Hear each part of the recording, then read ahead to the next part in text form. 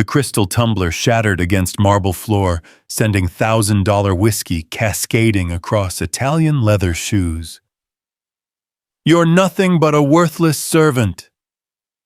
The voice echoed through the Starlight Diner as Isabella Reed knelt to clean the mess. Her hands trembling not from fear, but from rage she couldn't afford to show.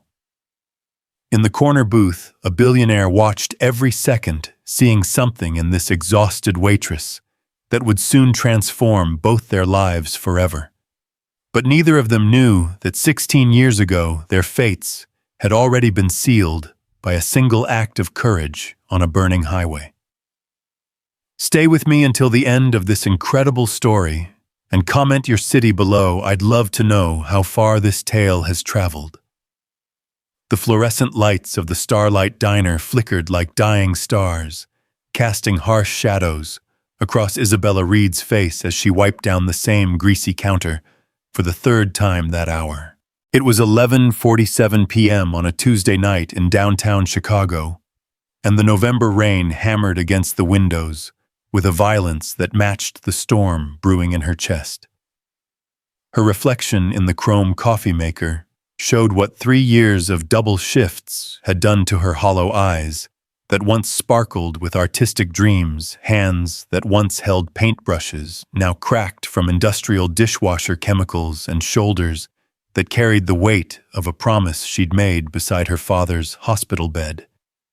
"Isabella, table 6 needs their check," Marcus called from the kitchen, his voice cutting through the hum of the ancient refrigerator that groaned like it too was exhausted from years of thankless service.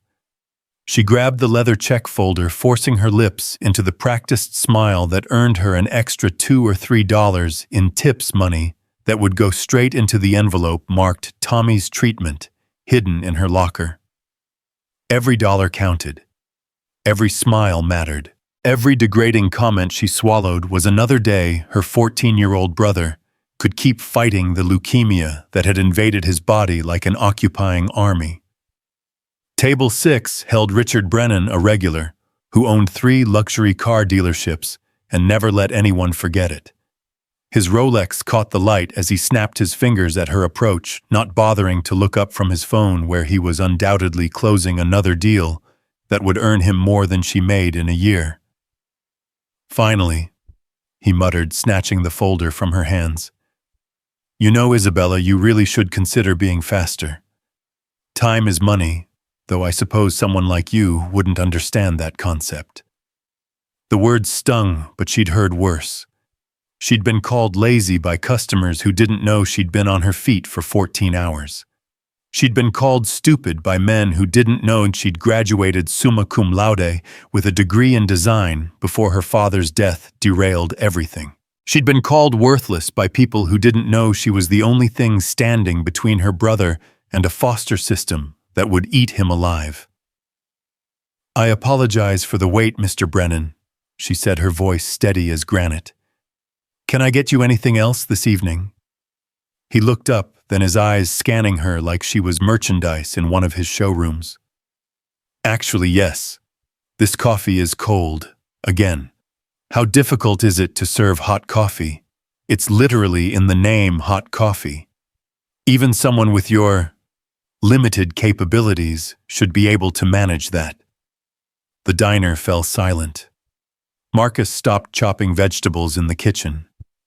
The elderly couple in booth 3 paused mid-conversation. Even the rain seemed to hold its breath.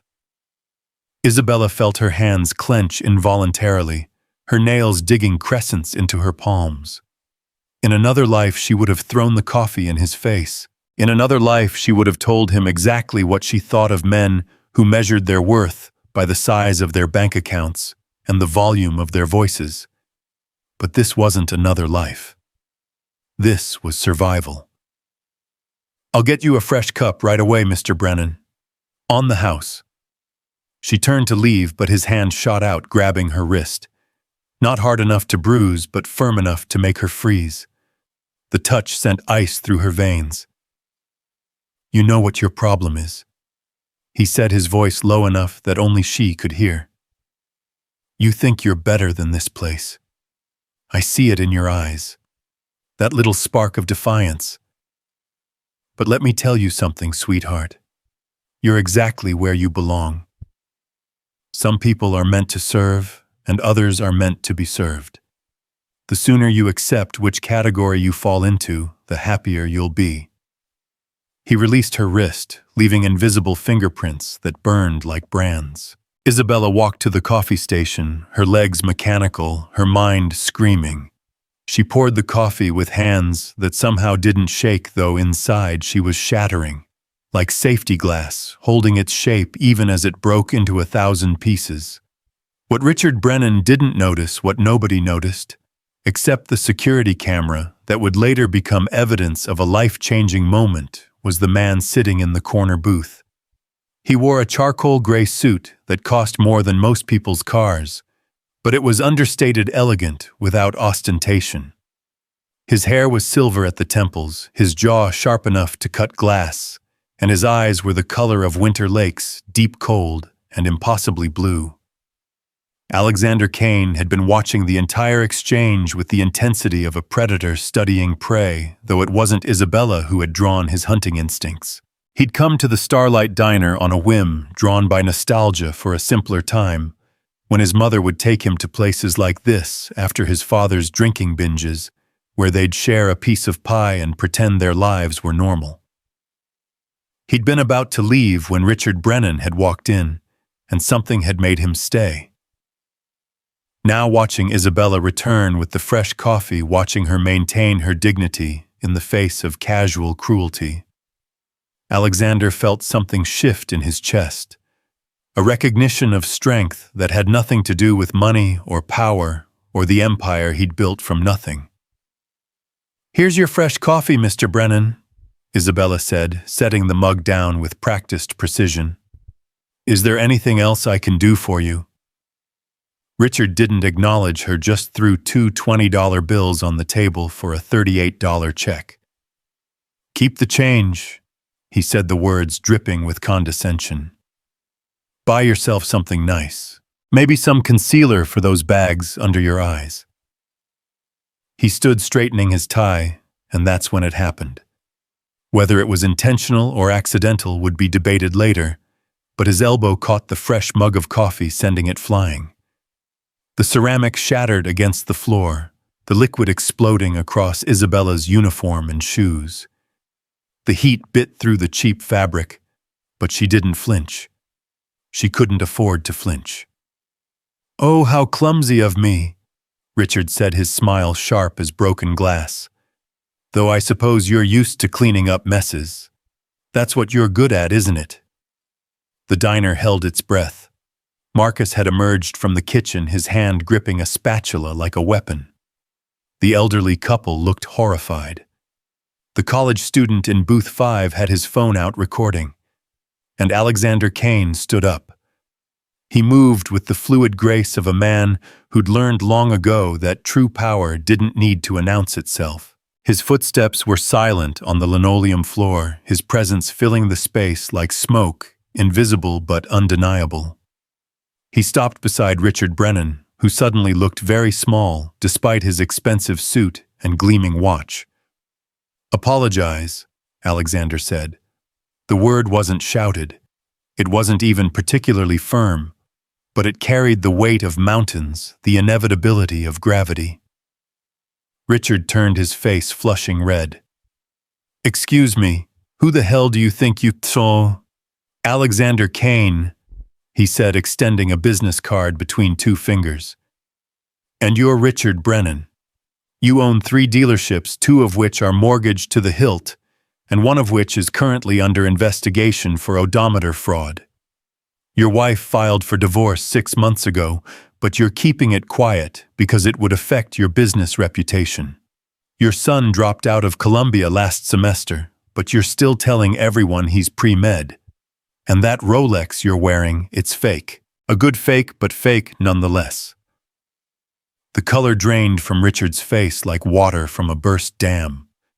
The business card trembled in his fingers as he read it, his eyes widening with each word. Kane Industries. CEO and founder. The Alexander Kane. The billionaire who'd revolutionized 3 different industries before his 40th birthday. The man who could buy and sell Richard's entire existence with the change in his pocket. Mr. Kane, I didn't realize. I was just leaving. Alexander finished. You were just leaving. After you apologized to Ms. Reed and leave her a proper tip for the exemplary service she's provided, despite your unconscionable behavior. Richard's hands shook as he pulled out his wallet, extracting all the cash he had, $300 bills and several 20s. He placed them on the counter, his movements jerky like a marionette with tangled strings. I apologize, he mumbled in Isabella's direction, not meeting her eyes. Look at her when you speak, Alexander commanded. She deserves that much respect. Richard raised his head, his face burning with humiliation. I apologize, Isabella. My behavior was inappropriate. Unconscionable, Alexander corrected. Your behavior was unconscionable. And if I hear of you returning to this establishment, or treating any service worker with anything less than absolute respect, I'll make sure every business associate you have knows exactly what kind of man they're dealing with. The real kind, not the facade you present. Am I understood? Yes, sir. Completely understood. Richard fled, then actually fled, stumbling over his own feet in his haste to escape. The door chimed his departure, and suddenly the diner exhaled collectively. The college student was still recording, his mouth hanging open. The elderly couple began a slow clap that Marcus joined from the kitchen. But Isabella stood frozen, the coffee cooling on her uniform, her mind struggling to process what had just happened. Alexander Kane. The Alexander Kane had just defended her. The man whose biography she'd read in a discarded Fortune magazine during her break last month. The philanthropist who'd donated entire hospitals, who'd funded scholarship programs, who'd been on the cover of Time as the conscience of capitalism. Ms. Reed, Alexander said, his voice gentle now like snow falling on water. Are you hurt? The coffee. I'm fine, she said automatically, though her skin still stung from the heat. Thank you for that. You didn't have to. Yes, I did, he interrupted. Basic human decency isn't optional regardless of one's bank balance. May I? He gestured to the mess on the floor. Before she could protest, Alexander Kane, billionaire titan of industry man, who regularly dined with presidents and princes, knelt on the floor of the Starlight Diner and began picking up pieces of broken ceramic. His suit would be ruined. His hands might be cut. But he gathered each shard with careful precision, creating a small pile on a napkin.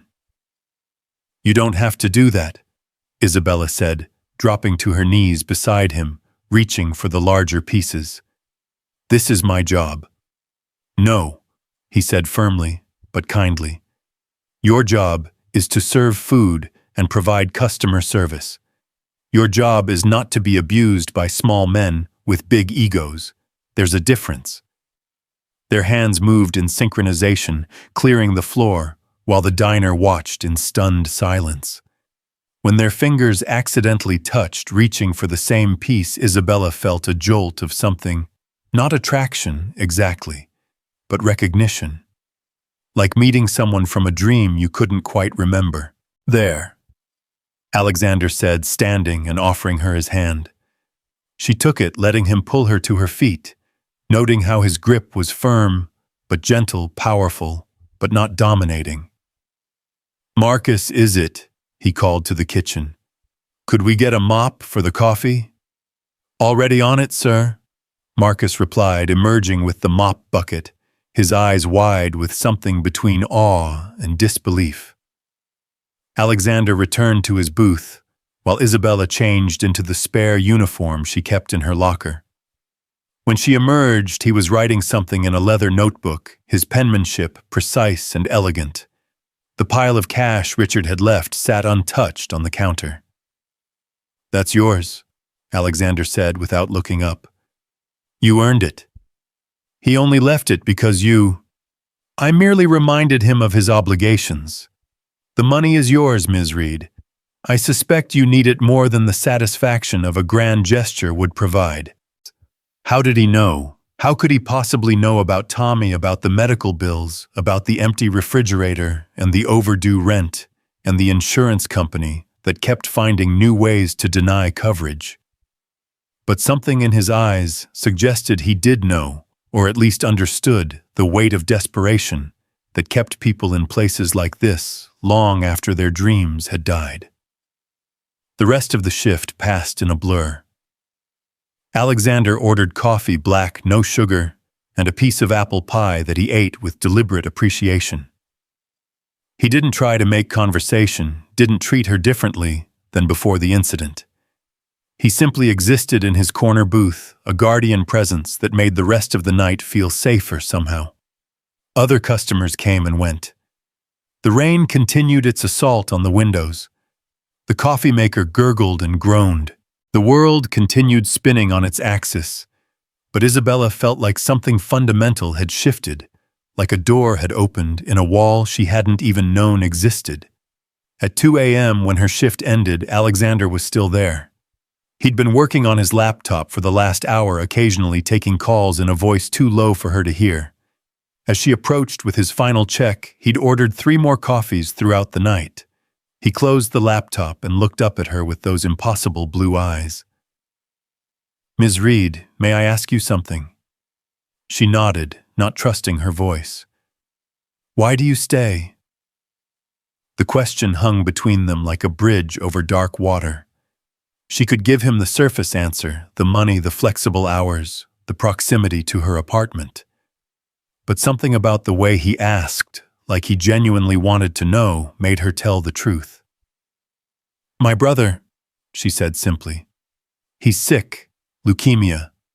The medical bills are substantial.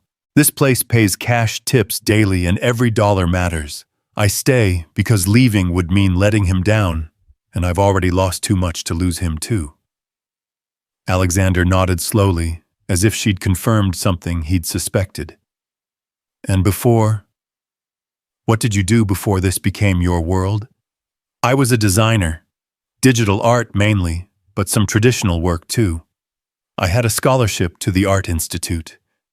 I was going to change the world, with my designs, make beauty accessible to everyone, not just those who could afford gallery prices."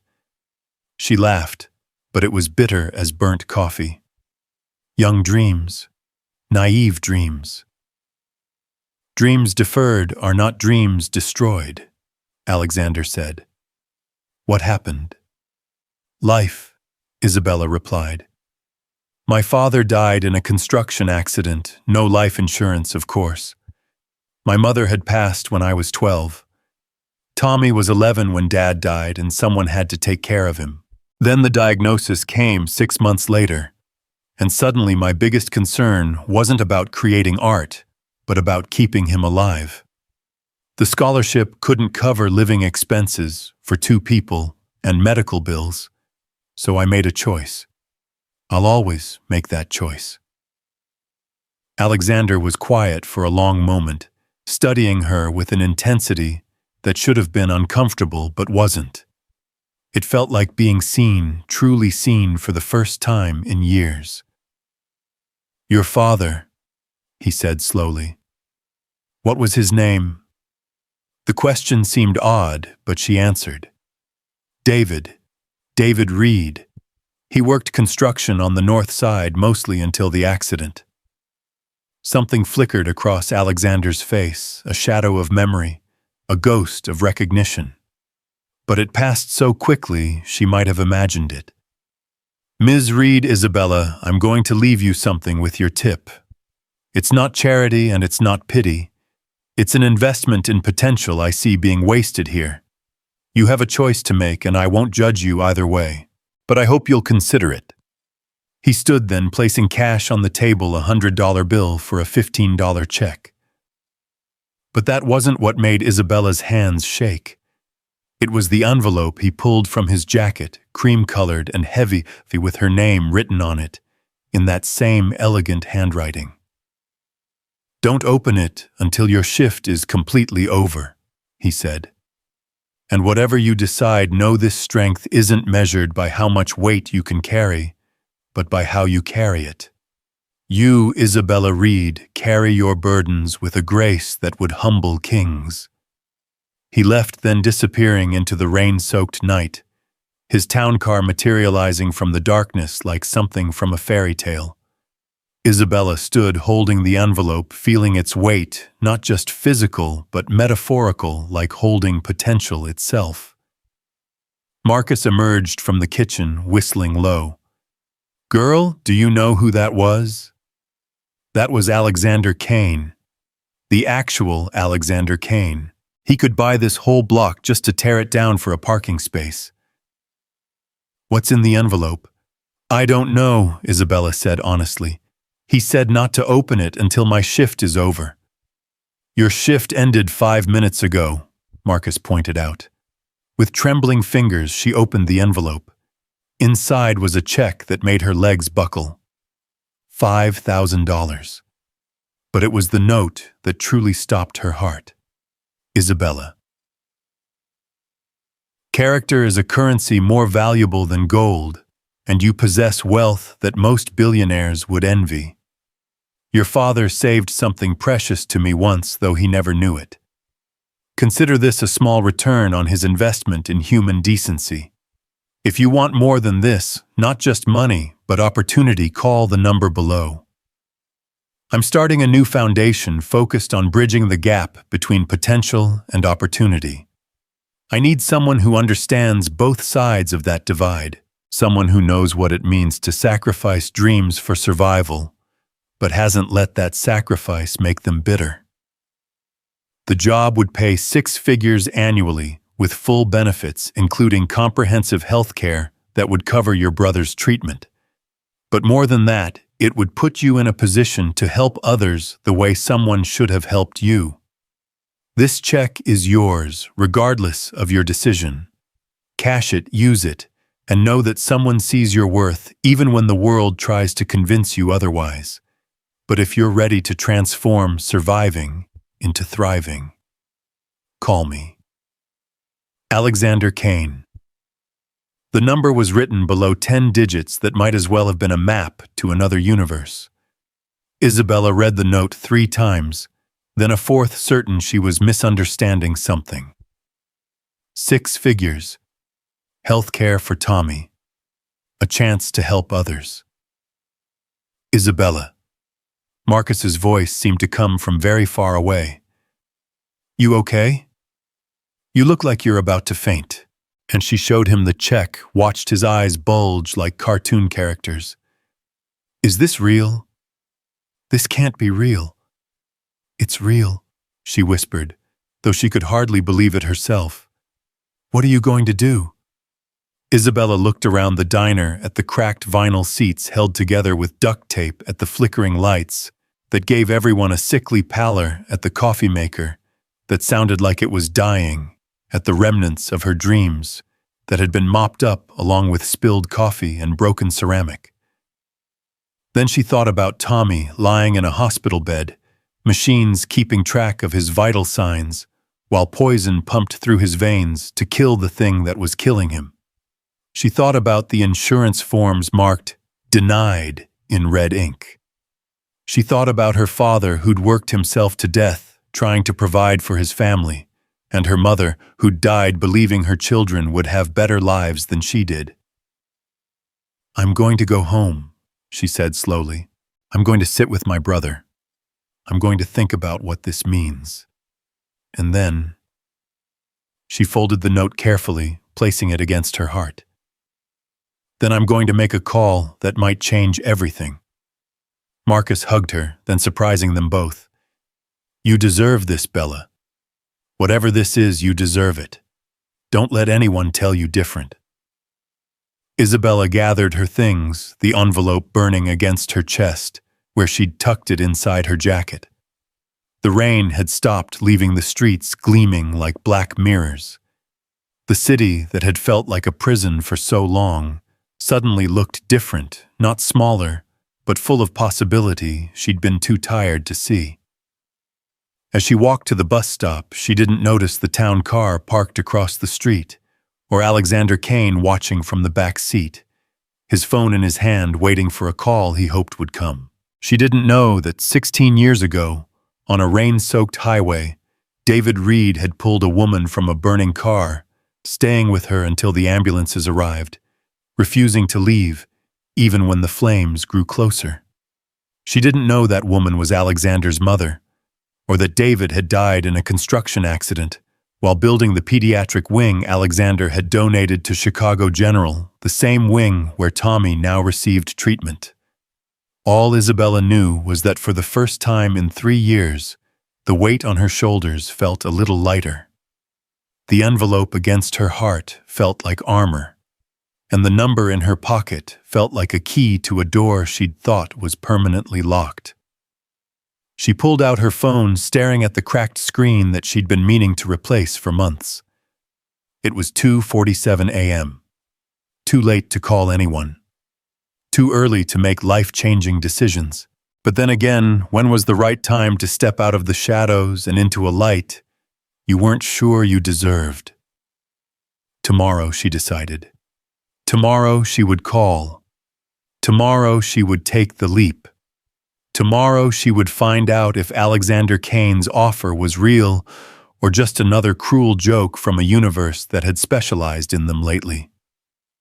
But tonight she would go home to Tommy. She would sit by his bed and read him the note.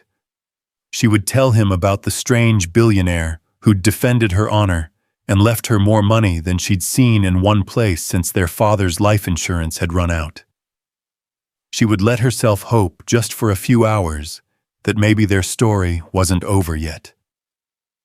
The bus arrived, pneumatic doors hissing open like the seal on an airlock. Isabella climbed aboard, finding a seat by the window. As the city rolled by, sleeping apartments, closed shops, empty streets, she pressed her hand against the envelope, feeling its edges through the fabric of her jacket. "Character is a currency," Alexander had written. If that was true, then maybe she'd been rich all along. Maybe the exhaustion and humiliation had been investments in a future she couldn't yet see. Maybe every night she'd wanted to quit, but didn't every insult she'd swallowed, every dream she'd deferred, had been preparing her for this moment. The bus rumbled through the night, carrying her away from the Starlight Diner and towards something she couldn't quite name yet. But it felt like possibility. It felt like hope. And for Isabella Reed, who'd forgotten what those things felt like, that was everything. The morning arrived with a cruelty that only hospital mornings could manage, fluorescent lights flickering to life like reluctant angels, casting everything in that particular shade of pale that made even healthy people look terminal. Isabella hadn't slept. She'd spent the night in the uncomfortable chair beside Tommy's bed, watching his chest rise and fall, counting each breath like a miser counts coins. The envelope from Alexander Kane lay on her lap, its edges worn soft from her constant touching, as if she could absorb its promise through her fingertips. Tommy stirred, his eyes opening slowly, unfocused from the morphine drip that kept the worst of the pain at bay. At 14, he should have been worried about algebra tests and whether girls noticed him. Instead, he knew the names of all his medications, could read his own blood work better than some first-year residents, and had made friends with death in a way that no child should have to. "You look terrible," he said, his voice raspy, but tinged with the humor that the cancer hadn't managed to kill. "Did you sleep at all?" "I look better than you," Isabella shot back their standard greeting, the dark humor that kept them both from drowning in the weight of their reality. "How's the pain?" "Manageable. The new cocktail they've got me on makes everything feel like I'm underwater, but at least it doesn't hurt." He shifted slightly, wincing despite his brave words. Did you work last night? Isabella nodded, then pulled out the envelope. Something happened. Something. I don't even know how to explain it. She told him everything from Richard Brennan's cruelty to Alexander Kane's intervention, from the shattered coffee cup to the $5,000 check. Tommy listened with increasing amazement, his eyes growing wider with each detail. When she showed him the check, he actually gasped. $5,000, Bella, that's 3 months of rent. That's the overdue payment to the hospital. I know what it is, she interrupted gently. But there's more. She read him the note, her voice catching on the words about her father, about the job offer, about the health care that would cover everything. Tommy was silent for a long moment, processing. Despite his age, the illness had made him older than his years, pragmatic in ways that broke Isabella's heart. It sounds too good to be true, he said finally. Things like this don't happen to people like us. That's what I thought. But Tommy Alexander Kane is real. He's been in the news. He built that new children's wing at Northwestern Memorial. He funded the scholarship program that sent 100 kids from the South Side to college last year. If anyone could make an offer like this and mean it. You have to call, Tommy said firmly. Bella, you have to. Even if it turns out to be nothing, even if it's some elaborate joke, you have to try. For both of us. Isabella looked at her brother, at the IV lines running into his thin arms, at the monitors tracking his vital signs, at the chart, at the foot of his pneumophysica that detailed his descent into medical poverty. She pulled out her phone, the cracked screen reflecting her fractured reflection back at her. It's only 7 in the morning, she said weakly. He's a billionaire. They probably never sleep. Tommy tried to sit up straighter, his face serious. Bella, you've given up everything for me. Your art, your scholarship, your life. If there's even a chance this is real, you have to take it. Please, I can't be the reason you stay stuck forever. Her hands trembled as she dialed the number. It rang once, twice, and then a professional female voice answered.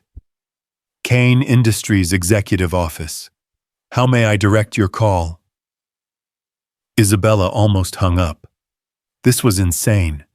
She was calling a billionaire's office from a charity hospital room, wearing yesterday's coffee-stained uniform, running on no sleep and pure desperation. But Tommy's hand found hers, squeezing, with what little strength he had. My name is Isabella Reed, she said, surprised by how steady her voice sounded. Alexander Kane asked me to call this number. There was a pause, then, one moment, Ms. Reed. I'm transferring you directly to Mr. Kane. The hold music was classical, something elegant, that seemed to mock the reality of her surroundings. Then suddenly, that familiar voice, warm as expensive whiskey. Isabella, I'm glad you called. Mr. Kane, I don't even know where to begin. The check, the offer, it's all so overwhelming. Then let me make it simple. Alexander said, his tone businesslike but not cold. Can you come to my office today? We can discuss the details in person. I'll send a car for you. I'm at the hospital with my brother. I couldn't possibly. Chicago General, correct pediatric oncology ward. The fact that he knew sent a chill down her spine. How did you? I make it my business to know about the people I'm considering for important positions. The car will be there in an hour. Take your time with your brother. When you're ready, my driver will bring you to Kane Tower. And Isabella, this is real. I don't make offers I don't intend to keep. The line went dead, leaving Isabella staring at her phone like it might explode. Tommy was grinning, the first real smile she'd seen from him in weeks. You're going to be a corporate executive, he said, wonder in his voice. My sister, who can barely match her socks, is going to work for a billionaire. Nothing's decided yet, Isabella protested, but she was already mentally cataloging her closet, trying to remember if she owned anything that wouldn't look ridiculous in a building where the doorknobs probably cost more than her monthly salary. An hour later, precisely as promised, a text arrived stating that a car was waiting outside. Isabella kissed Tommy's forehead, promised to tell him everything, and made her way through the hospital corridors that had become as familiar as her own apartment. The sliding doors opened to reveal a black town car that seemed to absorb light, its driver standing beside it in a crisp uniform. "Ms. Reed, I'm James. Mr. Kane asked me to ensure your comfort during the drive." The interior of the car was like stepping into another dimension. Leather seats that felt like clouds, climate control, that maintained a perfect temperature, classical music, playing at just the right volume. There was bottled water with actual glass bottles, not plastic, and a small tray of pastries that looked too beautiful to eat. Isabella touched nothing, afraid she might break something, or leave a smudge that would reveal her as an imposter in this world of casual luxury. The city rolled past the tinted windows, transitioning from the medical district through increasingly upscale neighborhoods until the skyscrapers of downtown rose like metal and glass mountains. Kane Tower stood among them, not the tallest, but somehow the most imposing, its black glass facade reflecting the clouds like a mirror to heaven. James opened her door in an underground parking garage that was cleaner than most hospitals. "Take the executive elevator to the top floor," he instructed. "They're expecting you." The elevator was an artwork in itself, all brushed steel and subtle lighting, rising so smoothly, Isabella barely felt the movement. When the doors opened, she stepped into a reception area that looked like a museum, and a spaceship had collaborated on the design. Everything was white marble and black steel with touches of gold that caught the light from floor-to-ceiling windows, offering a view of Chicago that made the city look like a toy model. The receptionist, a woman whose outfit probably cost more than Isabella's car, smiled with what seemed like genuine warmth. "Ms. Reed, welcome. Mr. Kane is waiting for you in his office. Right this way." The walk to Alexander's office felt like a journey through a catalog of impossible wealth. Original artwork on the walls was that actually a Monet sculptures that belonged in museums, furniture that looked too expensive to sit on. Isabella felt her thrift store blazer growing shabbier with each step, her scuffed shoes echoing like accusations on the marble floor. Then the massive doors opened, and she stepped into Alexander Kane's inner sanctum. The office was the size of her entire apartment, with windows on 3 sides offering a view that made you feel like you owned the world. Alexander stood with his back to her, hands clasped behind him, studying the city below like a general surveying a battlefield. He'd changed from last night's suit into something even more elegant, charcoal gray, that matched the steel of the buildings beyond. "Chicago is a city of contradictions," he said without turning. "Extraordinary wealth and crushing poverty, sometimes separated by a single street. I've been trying to bridge that gap for years, but I've realized I've been going about it wrong. I've been throwing money at the problem from a distance, when what I need is someone who understands both sides intimately." He turned then, those impossible blue eyes fixing on her with an intensity that made her want to step back and step forward simultaneously. "Someone like you, Isabella."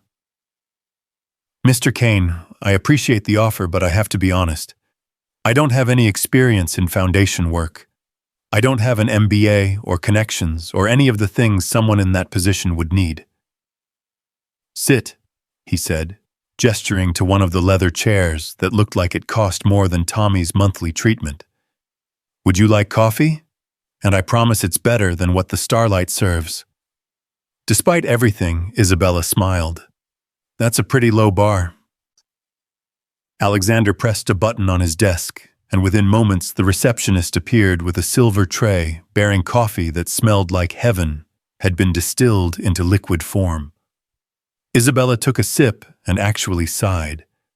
It was perfect, rich, smooth, with notes of chocolate and something floral she couldn't identify. "Now," Alexander said, settling into his own chair with the controlled grace of a big cat. "Let me tell you what you do have. You have a degree in design with highest honors. You have 3 years of experience managing difficult situations with grace under pressure. You have an intimate understanding of the healthcare system's failures from the patient's perspective. You have the ability to maintain dignity and compassion in circumstances that would break most people. And most importantly, you have something that can't be taught in any business school. You understand what it means to need help and be too proud to ask for it." And he pulled out a folder thick with documents. "The Reed Foundation, yes, I'm naming it after your father, will focus on providing comprehensive support for families dealing with catastrophic medical situations. Not just financial aid, but navigating insurance, providing respite care, ensuring siblings of patients get support too. It's a $10 million initial investment, with more to follow based on results." Isabella's coffee cup rattled against the saucer as her hands shook. "10 million, Mr. Kane. Why me? Why my father's name?" Alexander was quiet for a long moment, looking out at the city again. When he spoke, his voice carried a weight of old pain, old debt. 16 years ago, there was an accident on I-90. A drunk driver hit a car, sending it spinning into the barrier. The car caught fire. The driver, my mother, was trapped inside, unconscious. Traffic was backed up for miles. No one stopped. No one except a construction worker on his way home from a double shift. Isabella's breath caught. No, it couldn't be. That man pulled my mother from the car with his bare hands, suffering second-degree burns in the process. He stayed with her, keeping her conscious until the ambulances arrived. He refused to give his name to the reporters, refused any reward. The only reason I know who he was is because I had private investigators work for 3 months to track him down. By the time I found him, David Reed was dead, killed in an accident at a construction site. A site I had funded, building a wing for a hospital I was donating to. The cosmic irony wasn't lost on me. Tears were running down Isabella's face, now silent and unstoppable. Her father had never mentioned saving anyone. He'd come home with bandaged hands, once told her and Tommy he'd had a minor accident at work, nothing to worry about. That was so like him, doing something heroic and never seeking credit. "I've been watching you for months," Alexander continued. "Once I learned David had children, I needed to know what kind of people you were. I've seen you work 18-hour shifts. I've seen you handle abuse with grace. I've seen you sacrifice everything for your brother without a word of complaint. You are your father's daughter in every way that matters." "So this is about guilt?" Isabella asked, needing to understand. "You feel responsible for my father's death?" "No," Alexander said firmly. "Your father died because of inadequate safety standards that have since been corrected. This isn't about guilt, it's about debt. Your father gave me back my mother. She lived another 10 years, because of him, got to see me build this empire, got to hold her grandchildren. That's a debt that can't be repaid, but I can try. And more than that, I can give you the opportunity to honor his memory by helping others the way he helped us." Isabella stood pacing to the window, trying to process everything. Below, the city sprawled in all its contradictions, gleaming towers and struggling neighborhoods, hope and despair separated by invisible lines that felt impossible to cross. Except now, someone was offering her a bridge.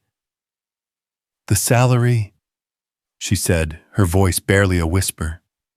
"You mentioned 6 figures. 200,000 to start with full benefits, including platinum healthcare coverage that will handle all of Tommy's treatments. There's also a signing bonus of 50,000 to help with any immediate debts. Company car expense account, and an apartment in one of our corporate housing buildings if you'd prefer to move closer to the office." The numbers were so absurd, Isabella actually laughed. "Mr. Kane, that's insane. No one pays that much for someone who's going to help me distribute $10 million effectively, for someone who understands the difference between charity and change, for David Reed's daughter." He stood moving to stand beside her at the window. "Isabella, this isn't charity. I'm not doing you a favor. I'm making an investment in someone I believe can help me actually make a difference instead of just throwing money at problems. What if I fail? What if I'm not what you think I am? Then you'll learn, adapt, and improve. Failure isn't falling down, it's staying down. And you, Isabella Reed, have proven you don't stay down." A knock at the door interrupted them. The receptionist entered looking apologetic. "Mr. Kane, Ms. Ashcroft is here for the meeting." Alexander's expression shifted slightly, a tightening around his eyes that suggested this wasn't a pleasant interruption. "Send her in, Isabella. I'd like you to meet my chief operating officer." The woman who entered looked like she'd been carved from ice and dressed by a team of stylists. Blonde hair pulled into a perfect chignon, a white suit that looked painted on heels that could double as weapons. Her eyes a pale green that reminded Isabella of old money, and older grudges swept over Isabella, with the kind of assessment that found her wanting before a word was spoken. "Alexander," she said, her voice carrying a subtle reproach. "I wasn't aware we were conducting interviews today." "Genevieve Ashcroft, meet Isabella Reed. She'll be running the new foundation I mentioned." Genevieve's smile was sharp enough to cut glass. "How wonderful. And what qualifications does Ms. Reed bring to such a position? Harvard MBA, Yale nonprofit management certification. Perhaps experience running similar organizations." "Life experience," Alexander said coolly. "Something that can't be taught in ivory towers." "Of course." Genevieve's gaze lingered on Isabella's blazer, her shoes, the drugstore makeup that had seemed adequate this morning, but now felt like a child's face paint. "How refreshing. I'm sure she'll bring a unique perspective to our corporate culture." The dismissal in her tone was clear as crystal, and Isabella felt herself shrinking under that aristocratic gaze. But then she thought of Tommy in his hospital bed, of her father pulling a woman from a burning car, of 3 years of swallowing pride and serving coffee to people who looked at her exactly the way Genevieve was looking at her now. "I'm sure I will," Isabella said, meeting those pale green eyes steadily. "Sometimes the best perspective comes from outside the tower looking in. You'd be amazed what you can see from down there that's invisible from up here." Something flickered in Genevieve's expression, surprise perhaps, or maybe a hint of respect. "Indeed. Well, Alexander, I'll leave you to your recruitment. The Shanghai contracts need your signature before noon." She departed in a cloud of expensive perfume and barely concealed disdain. Alexander watched her go, then turned to Isabella with something like approval in his eyes. "She's going to make your life difficult," he said matter-of-factly. "Genevieve doesn't believe in hiring outside the established circles. She'll test you, challenge you, probably try to make you quit within the first month. I've dealt with difficult people before. Not like her. Genevieve Ashcroft comes from 7 generations of wealth. She's brilliant, ruthless, and absolutely convinced that people like you, people like us, who came from nothing, are inherently inferior to those born into privilege. I keep her around because she's exceptional at her job, but she represents everything I'm trying to change about how philanthropy works in this country." "Then why tell me? Why warn me?" "Because you deserve to know what you're walking into. This won't be easy, Isabella. You'll be surrounded by people with more education, more connections, more experience. They'll question every decision you make, scrutinize every mistake, celebrate every failure. You'll have to work twice as hard to get half the credit. The question is, are you willing to do that? Isabella thought about the Starlight Diner, about Richard Brennan's sneering face, about a lifetime of serving coffee to people who'd never see her as anything more than the help. Then she thought about Tommy, about her father, about the opportunity to help families drowning in medical debt, the way hers had been drowning. When do I start?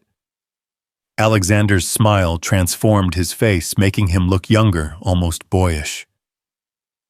Monday, if that works for you. That gives you 5 days to wrap up things at the diner, get Tommy's treatment plan transferred to our corporate healthcare system, and maybe buy some new clothes.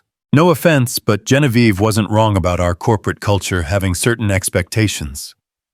He pulled out another envelope, sliding it across the desk. There's a corporate credit card in there. Use it for whatever you need to look the part. Consider it a uniform allowance. There's also a phone. Your personal line will remain yours, but you'll need a company phone for foundation business, and the keys to your temporary apartment should you choose to use it. Isabella picked up the envelope with numb fingers. Inside, her two voices warred, one screaming that this was too good to be true, that she should run before the other shoe dropped, and another whispering that maybe, just maybe, she deserved this chance. Mr. Kane, Alexander. If we're going to work together, it should be Alexander. Alexander. The name felt foreign on her tongue, too intimate for someone who existed in a different stratosphere. What exactly will I be doing? I mean, day to day. He pulled out another folder, this one filled with case files. These are 50 families currently in medical crisis. Your job will be to review their situations, determine what help they need beyond just money, and create comprehensive support plans. You'll have a team, social workers, medical advocates, financial advisors, but you'll be the one making the final decisions. You'll also be the face of the foundation, which means fundraising events, donor meetings, and yes, dealing with people like Genevieve, who think charity should come with tax breaks and photo opportunities, not actual change. Isabella flipped through the files, seeing her own story reflected in each one. Families choosing between rent and chemotherapy, children caring for sick parents, parents working 3 jobs to afford insulin. These weren't statistics or tax write-offs. These were people drowning the way she'd been drowning, waiting for someone to throw them a lifeline. I'll need to learn everything, she said, already making mental lists. Nonprofit law, tax codes, healthcare regulations. We have lawyers for the legal aspects and accountants for the financial ones. What I need from you is humanity. The ability to see past the paperwork to the people. The understanding that sometimes what a family needs isn't just money, but someone to help them navigate the system, to advocate for them, to make them feel like they're not alone in this fight. A memory surfaced, sitting in a hospital financial aid office, being told that Tommy's treatment was experimental, and therefore not covered, feeling like the world was ending while the administrator ate her lunch and acted like Isabella's tears were an inconvenience. She'd wanted anyone to be on their side. Now she could be that person for others. Yes, she said, surprising herself with the firmness in her voice. Yes, I'll do it. Alexander extended his hand, and she shook it, feeling the weight of the moment. This handshake was a doorway, a before and after, a line drawn between who she'd been and who she was about to become. Welcome to Kane Industries, Isabella. Your office is 3 floors down. I've had it prepared for you. Would you like to see it? They took the internal elevator down 3 floors, emerging into a quieter but no less impressive space. The foundation's floor was designed differently, warmer, with actual color on the walls, photographs of families and children, testimonials from people who'd been helped. It felt less like a corporation and more like a mission. Her office was bigger than the living room and kitchen of her apartment combined. Floor-to-ceiling windows looked out over Grant Park, the lake beyond shimmering in the morning light. The desk was actual wood, not particle board, and the chair looked ergonomic enough to cure her chronic back pain. There were empty bookshelves waiting to be filled, a conference table for meetings, and a small seating area with a couch that looked more comfortable than her bed. "The computer has been set up with your credentials," Alexander explained. "Your assistant will be Jennifer, but she's been with the company for 5 years and knows everyone and everything. She'll help you navigate the corporate politics. There's also a wardrobe consultant scheduled for tomorrow to help with appropriate attire. Don't look at it as changing who you are, think of it as armor for the battles ahead." Isabella ran her fingers along the desk's smooth surface, still unable to believe this was real. "It's too much. This whole thing is too much." "No," Alexander said firmly. "It's exactly enough. Your father saved my mother with nothing but courage and decency. The least I can do is give his daughter the tools to save others." He moved toward the door, then paused. "One more thing. There's a gala next Friday night. 500 of the city's wealthiest individuals in one room, all potential donors. You'll need to attend to be introduced as the foundation's director. It will be your first test convincing people who spend more on wine than most families make in a year that they should care about medical debt affecting people they'll never meet." The thought of it made Isabella's stomach clench. She could barely make small talk with customers at the diner, and now she was expected to charm billionaires. "I'll embarrass you," she said quietly. "I don't know how to talk to those people. You talked to Genevieve just fine, and you handled Richard Brennan with more grace than he deserved. You'll learn the rest. Jennifer will help with preparation, talking points, donor profiles, all of it. But Isabella..." He waited until she met his eyes. "Don't try to be them. Be yourself. That's who I hired. The woman who knows what it's like to choose between dignity and survival, and chose both." After he left, Isabella stood in her new office, and tried to process everything that had happened. 6 hours ago, she'd been sitting in a hospital room, holding a check for $5,000 like it was a lottery ticket. Now she had a salary that would have seemed fictional yesterday, health care that would save Tommy's life, and the responsibility of distributing millions of dollars to people who needed it most. Her phone buzzed. Tommy texting from his hospital bed. "So are you a corporate mogul yet?" She took a picture of the view from her window and sent it to him with the caption, "Something like that." His response was immediate, a string of exclamation points followed by, "Holy shit, Bella, is this real?" That was the question, wasn't it? Everything about this morning felt like a dream she might wake from at any moment, finding herself back in the Starlight Diner with Richard Brennan snapping his fingers at her. But the weight of the corporate phone in her pocket was real. The view of the city spread before her was real. The responsibility settling on her shoulders like a heavy cloak was definitely real. Jennifer knocked and entered a black woman in her 40s with kind eyes and a no-nonsense demeanor. "Ms. Reed, I'm Jennifer. I'll be your assistant. I thought we might review your schedule for the week, get you oriented. Please call me Isabella, or Bella. Ms. Reed was my father." Jennifer smiled. "Isabella it is. Fair warning, Mr. Kane asked me to help you navigate things here, and the first thing you should know is that Genevieve Ashcroft has already sent 3 emails questioning your appointment. She's CC'd half the board of directors. Already it's been 20 minutes. Genevieve works fast, but so do we. I've drafted responses for your review highlighting your unique qualifications and the innovative perspective you bring. I've also scheduled lunch with 3 board members who are already inclined to support Mr. Kane's decision. By end of day, we'll have enough political capital to weather whatever storm she's planning. Isabella stared at this woman who was already fighting battles on her behalf. Why, you don't even know me.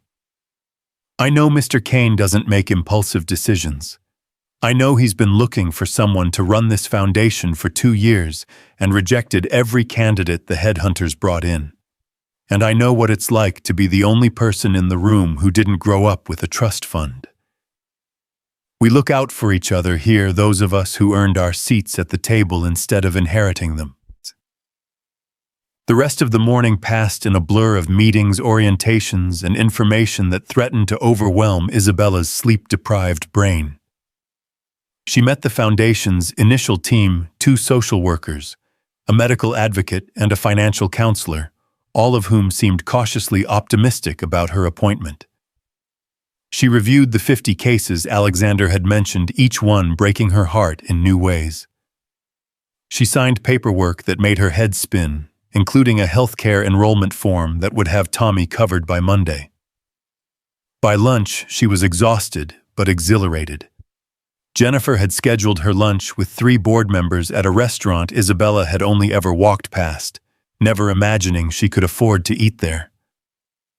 She was about to panic about what to wear when Jennifer produced a simple black dress from a garment bag. Mr. Kane had it sent over. It's your size. Don't ask how he knew. The man has an uncanny ability to assess things like that. It's elegant, but not flashy, expensive enough to show you belong, but not so expensive it looks like you're trying too hard. The shoes are in the box. The dress fit perfectly, transforming Isabella from exhausted waitress to someone who might actually belong in this world. The shoes were comfortable despite their elegance, and when she looked in the mirror, she saw someone she didn't quite recognize, someone who looked capable of distributing $10 million, of standing up to Genevieve Ashcroft, of changing lives. The lunch was less terrifying than expected. The 3 board members, 2 men and a woman, all in their 60s, seemed genuinely interested in her background. When she told them about Tommy, about the insurance battles, about watching families destroyed by medical debt, they listened with what seemed like real empathy. This is exactly what Alexander was talking about, one of them said. We've been throwing money at problems from 30,000 feet. We need someone who understands the view from the ground. By the time she returned to the office, word had spread. Some people looked at her with curiosity, others with skepticism, and a few with barely concealed hostility. But Jennifer was there guiding her through the corporate maze, making sure she knew who were allies and who were enemies. At 4 o'clock, Alexander appeared in her doorway. How's the first day?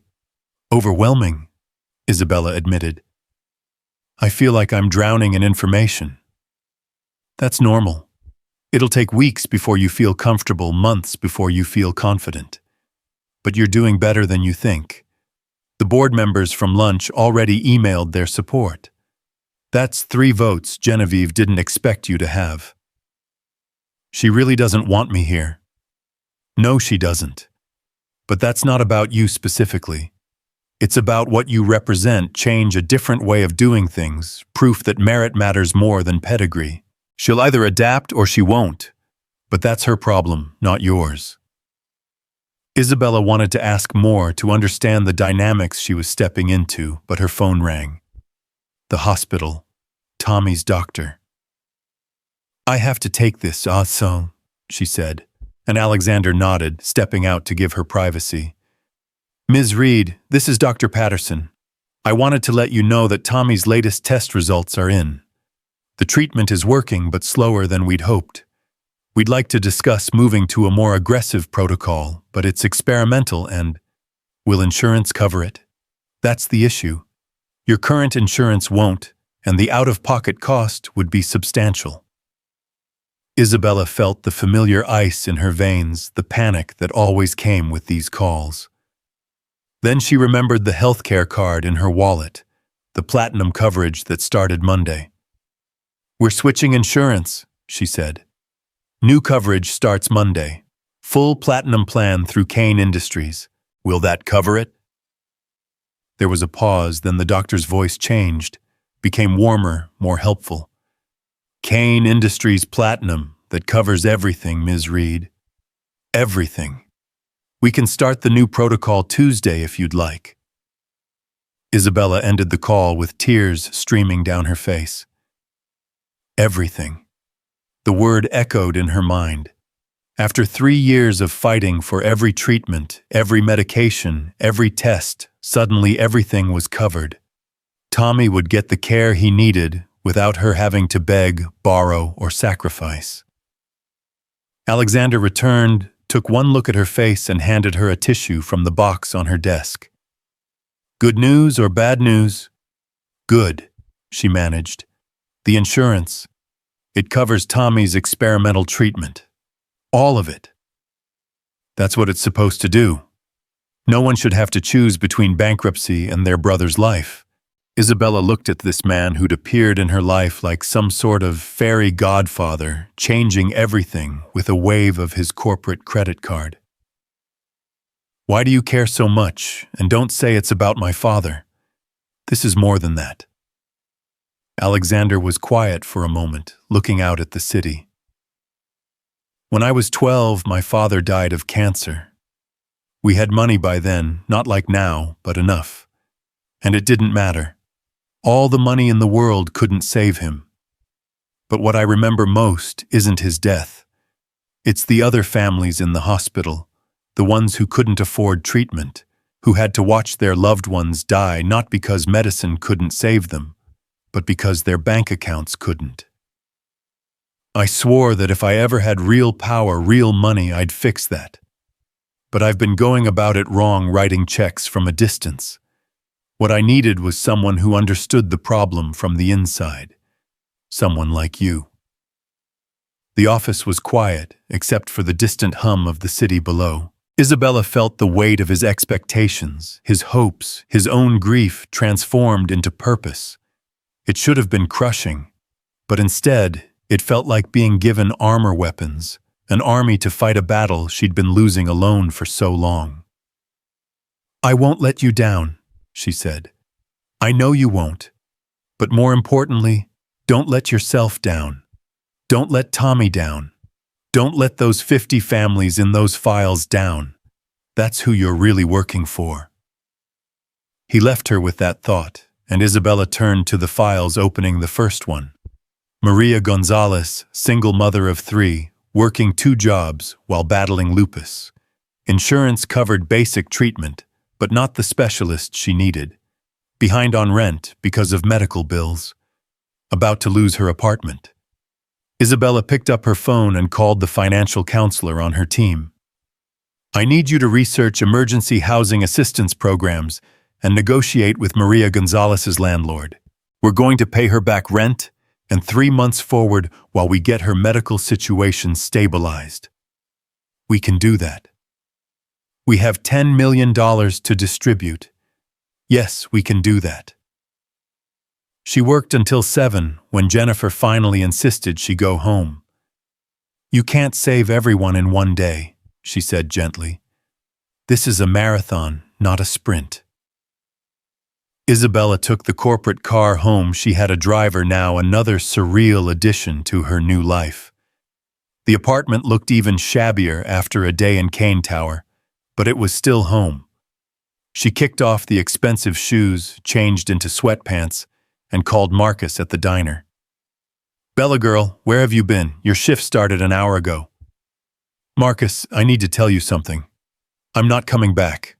I got a new job. There was silence then. With that billionaire, that was real. It was real. It is real. I'm running his charitable foundation. The salary is substantial, and they're covering all of Tommy's medical care. Marcus whooped so loud she had to hold the phone away from her ear. I knew it. I knew something good was going to happen for you. You deserve this, Bella. Every bit of it. After promising to visit soon, Isabella headed back to the hospital. Tommy was awake playing a game on his phone, but he set it aside the moment she walked in. Tell me everything, he demanded. So she did.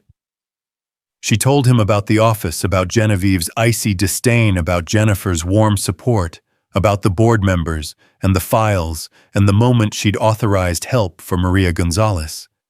She told him about the gala Friday night and her terror at having to schmooze with billionaires.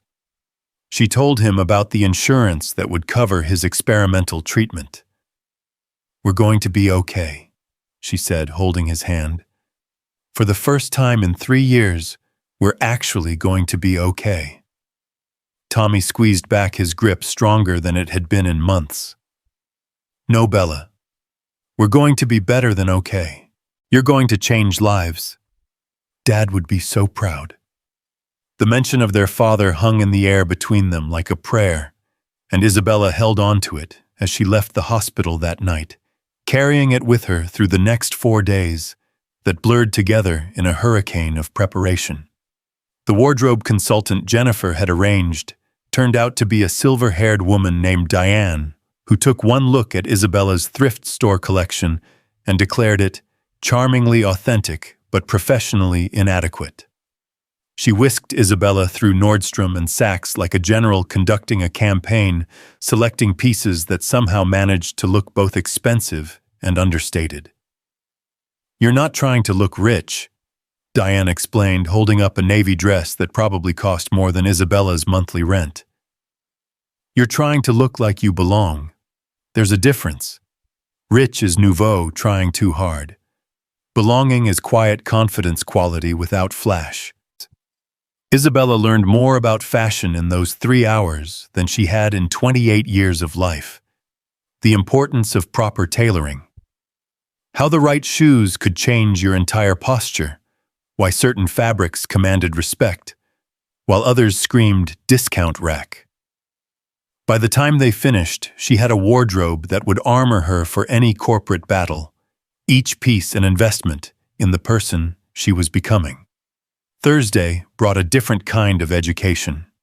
Jennifer had arranged what she called donor prep sessions with a consultant who specialized in nonprofit fundraising. Harrison Blackwood was a man in his 70s who'd raised billions for various causes and looked like he'd stepped out of a Ralph Lauren advertisement. "The mistake most people make," he said sitting across from Isabella in her new office, "is thinking that wealthy donors give money out of pure altruism. They don't.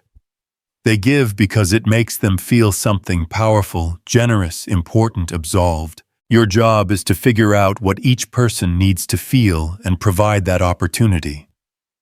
Isabella bristled at the cynicism. "So I'm supposed to manipulate them? You're supposed to understand them. Mrs. Worthington, who will be at the gala tomorrow, she lost a son to leukemia 20 years ago. She doesn't talk about it, but she gives millions to children's medical causes. Mr. Chen built his fortune from nothing. Remembers what it's like to be poor, but needs to be reminded, because wealth has a way of causing amnesia. The Hendersons. They compete with the Astors in everything, including charitable giving. If the Astors pledge 100,000, the Hendersons will pledge 150 just to prove they can." He handed her a binder thick with profiles, each donor's history interests, and giving patterns meticulously documented. "Study these. Know them better than they know themselves. And remember, you're not begging. You're offering them a chance to matter, to leave a legacy bigger than their bank accounts."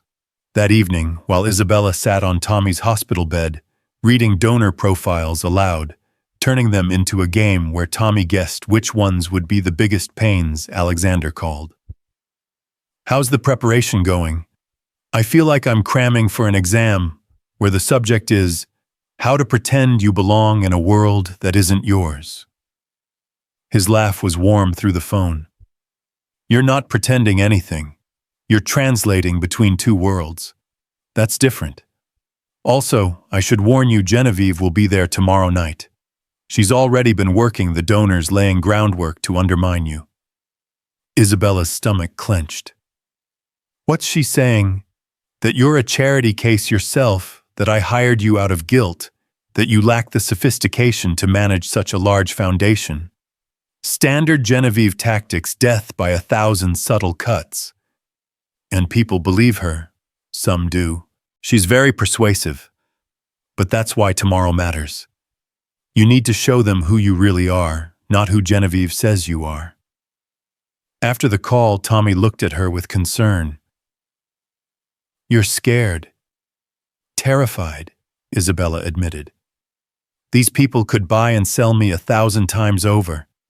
And there's this woman Genevieve who seems determined to destroy me before I even start. Remember what Dad used to say, the only person who can make you feel inferior is yourself. You've survived things that would break these people. You've worked 18-hour shifts, fought insurance companies, kept us both alive when everything was falling apart. Some blonde ice queen in designer shoes doesn't know what real strength looks like. Friday arrived with the weight of destiny. Isabella spent the morning at the office reviewing the Foundation's first initiatives with her team. She'd decided to launch with 3 programs: emergency medical debt relief treatment navigation services and family support systems. The presentation was ready, printed on expensive paper that felt substantial in the hand, complete with statistics that made the need undeniable and stories that made it personal. Jennifer appeared at 4 with a reminder that the car would pick her up at 7. Go home, rest, prepare. And Isabella, you're going to be magnificent. I can feel it. The apartment felt different as Isabella prepared for the gala, like it belonged to someone she used to be rather than someone she was. She took her time with everything: the shower, the makeup Diane had taught her to apply, the black cocktail dress that made her look like she'd been born to attend such events. When she looked in the mirror, she saw a stranger, or maybe just a version of herself that had been waiting all along for permission to exist. The car arrived precisely at 7, James, the driver, offering a small nod of approval when he saw her. You look lovely, Ms. Reed. Mr. Kane asked me to give you this. It was a small box, jewelry-sized. Inside was a pair of earrings, nothing flashy, just elegant drops that caught the light like captured stars. The note said simply, "Your father would be proud. A." Isabella put them on with shaking hands, feeling their weight like talismans. The gala was being held at the Art Institute, a detail that felt like cosmic irony given that Isabella had once dreamed of having her work displayed there. The grand staircase was lit with thousands of tiny lights, and elegant people flowed up it like a river of silk and diamonds. Isabella emerged from the car on legs that wanted to run in the opposite direction, but James offered his arm with grandfatherly kindness. Courage, miss. You belong here as much as anyone. The ballroom took her breath away. Crystal chandeliers cast rainbow patterns across walls lined with priceless art. Round tables dressed in white linen and gold accents filled the space. Each centerpiece a small forest of white orchids that probably cost more than her week's wages at the diner. A string quartet played something classical and soothing, barely audible over the hum of conversations that shaped the city's future. Alexander appeared at her elbow as if materialized from thin air, looking devastating in a tuxedo that had clearly been crafted specifically for his body. You came. Did you doubt I would? Never. But I thought you might need this. He handed her a champagne flute, though she noticed his own glass held what looked like water. Liquid courage, though I suspect you have plenty of the real kind. Before she could respond, Genevieve materialized like an elegant nightmare in a red dress that probably cost more than most people's cars.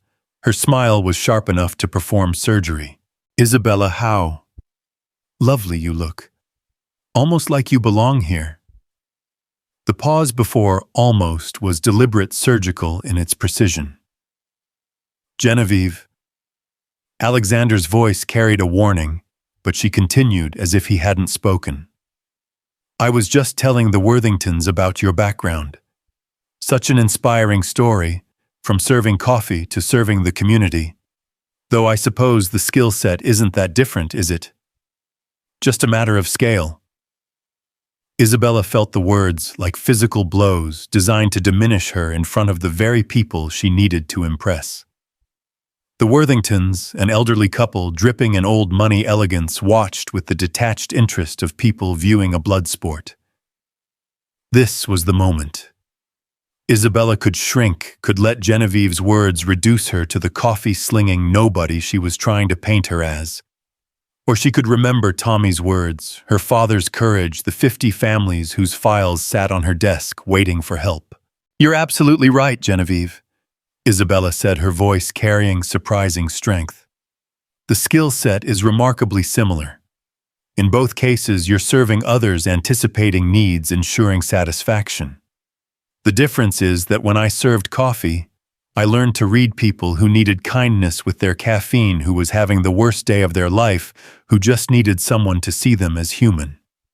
I learned that dignity doesn't come from your bank account, but from how you treat people who can do nothing for you." She turned to the Worthingtons, meeting their eyes directly. "I served coffee to single mothers working 3 jobs, to medical students surviving on 4 hours of sleep, to elderly people who came in just to not be alone. I learned their stories, their struggles, their strength. That's the experience I bring to the foundation, not theoretical knowledge of poverty, but intimate understanding of it. I don't have to imagine what our beneficiaries are going through. I've lived it." Mrs. Worthington's expression shifted, something flickering in her eyes. "Alexander mentioned you have a brother with leukemia. Tommy. He's 14, diagnosed 3 years ago. He's responding well to treatment now, but there were times—" Isabella's voice caught, but she pushed through. "There were times when I had to choose between his medication and food. Times when I worked 3 shifts in a row because the hospital needed a payment to continue treatment. I know what it's like to be drowning in medical debt while watching someone you love suffer. That's why this foundation matters to me. It's not just a job, it's a mission." "Harold," Mrs. Worthington said quietly to her husband, though her eyes stayed on Isabella, "we should increase our pledge." Genevieve's perfect face flickered with annoyance, but before she could speak, more people had gathered, drawn by the unusual honesty in a room that typically traded in careful facades. Alexander's hand found Isabella's elbow, a subtle support that gave her strength. "Tell them about the programs," he murmured. Isabella took a breath and began describing the foundation's 3-pronged approach. As she spoke, she found her rhythm, the passion she felt for the work overcoming her nervousness. She talked about Maria Gonzalez, whose case she'd resolved that first day, how they'd not only paid her rent, but connected her with a specialist who adjusted her treatment plan, allowing her to reduce her work hours and actually heal. "We're not just writing checks," Isabella explained, her voice gaining confidence. "We're providing comprehensive support. Yes, we pay medical bills, but we also provide advocacy, helping families navigate insurance appeals, finding specialists, understanding their options. We offer counseling for the emotional trauma that comes with medical crisis. We ensure siblings of sick children get support too, because the entire family suffers when one member is ill."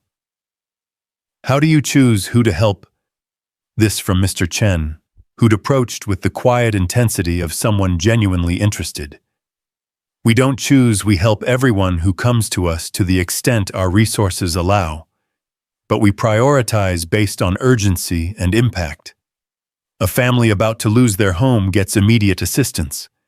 A child whose treatment is being delayed due to payment issues goes to the front of the line. We're not trying to be another bureaucracy that makes people prove they deserve help. If they're asking, they need it. Our job is to figure out how to help, not whether to help." More people gathered, asking real questions instead of making small talk. Isabella found herself in the center of a growing circle, explaining, advocating, painting a picture of what the foundation could achieve. She caught glimpses of Genevieve at the edges, her expression growing increasingly sour as donors responded to Isabella's authenticity. Then Richard Brennan walked in.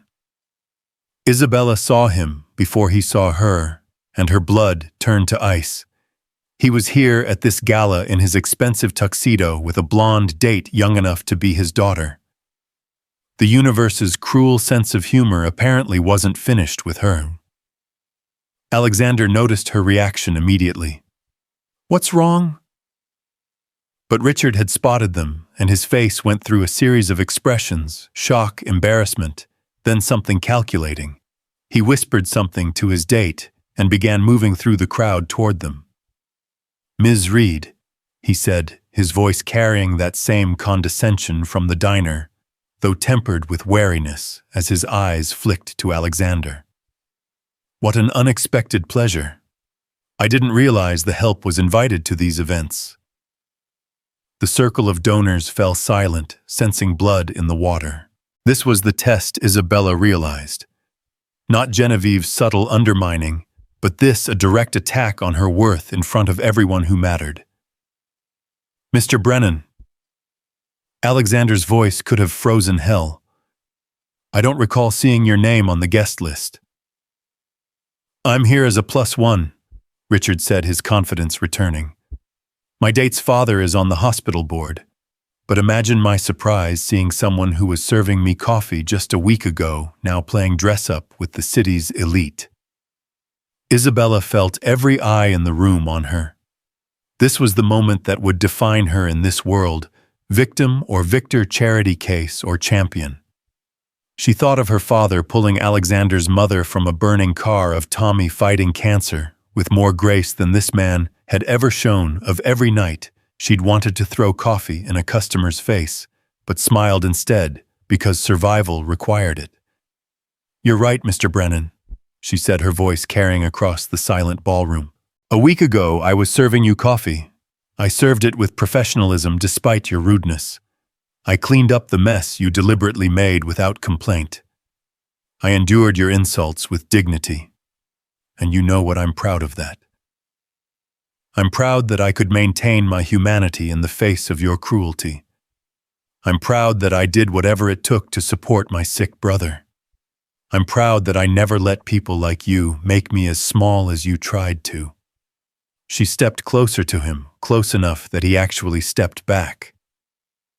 "But here's what you don't understand. That experience, that struggle, that survival makes me infinitely more qualified to run this foundation than someone who's never wondered where their next meal would come from. I know what desperation feels like. I know what hope costs. I know what people need when they're drowning, because I've been underwater myself. So yes, Mr. Brennan, the help is here, and she's going to help thousands of people who are worth 100 of you." The silence that followed was deafening. Richard's face had gone from red to white to red again, his mouth opening and closing like a fish gasping for air. Then from somewhere in the crowd, someone started clapping, slow at first, then joined by another and another, until the ballroom erupted in applause. Mrs. Worthington stepped forward, her voice carrying the authority of old money and older wisdom. "Mr. Brennan, I believe you were just leaving. This event is for philanthropists, not Philistines." Richard fled for the second time in a week, his date trailing behind him with a mixture of embarrassment and awe. As the crowd dispersed back to their conversations, energized by the drama, several donors approached Isabella directly, wanting to hear more about the foundation, offering support, pledging money. Genevieve appeared at her elbow during a brief lull, her expression unreadable. That was quite a performance. It wasn't a performance. It was the truth. "Truth," Genevieve mused, as if tasting the word. Such a rare commodity in these circles. You might actually survive here after all, though don't mistake one victory for winning the war. These people are entertained by you tonight, but entertainment fades. When it does, you'll still be the girl who served coffee, and I'll still be the one who actually knows how to run a corporation. She glided away before Isabella could respond, leaving behind the lingering scent of expensive perfume and the promise of future battles. But Isabella found she wasn't afraid anymore. She'd faced down Richard Brennan in front of Chicago's elite and emerged victorious. Whatever Genevieve threw at her, she could handle. The rest of the evening passed in a blur of conversations, pledges, and promises of support. By the time Alexander suggested they step outside for air, Isabella had collected business cards from dozens of potential donors and verbal commitments, totaling over $2 million. They stood on the museum's balcony, the city spreading below them like a circuit board of lights. Isabella's feet ached in the designer heels, but she felt more alive than she had in years. "You were magnificent," Alexander said simply. "The way you handled Richard turned his attack into your strength that was masterful." I was terrified. Courage isn't the absence of fear, it's action despite fear.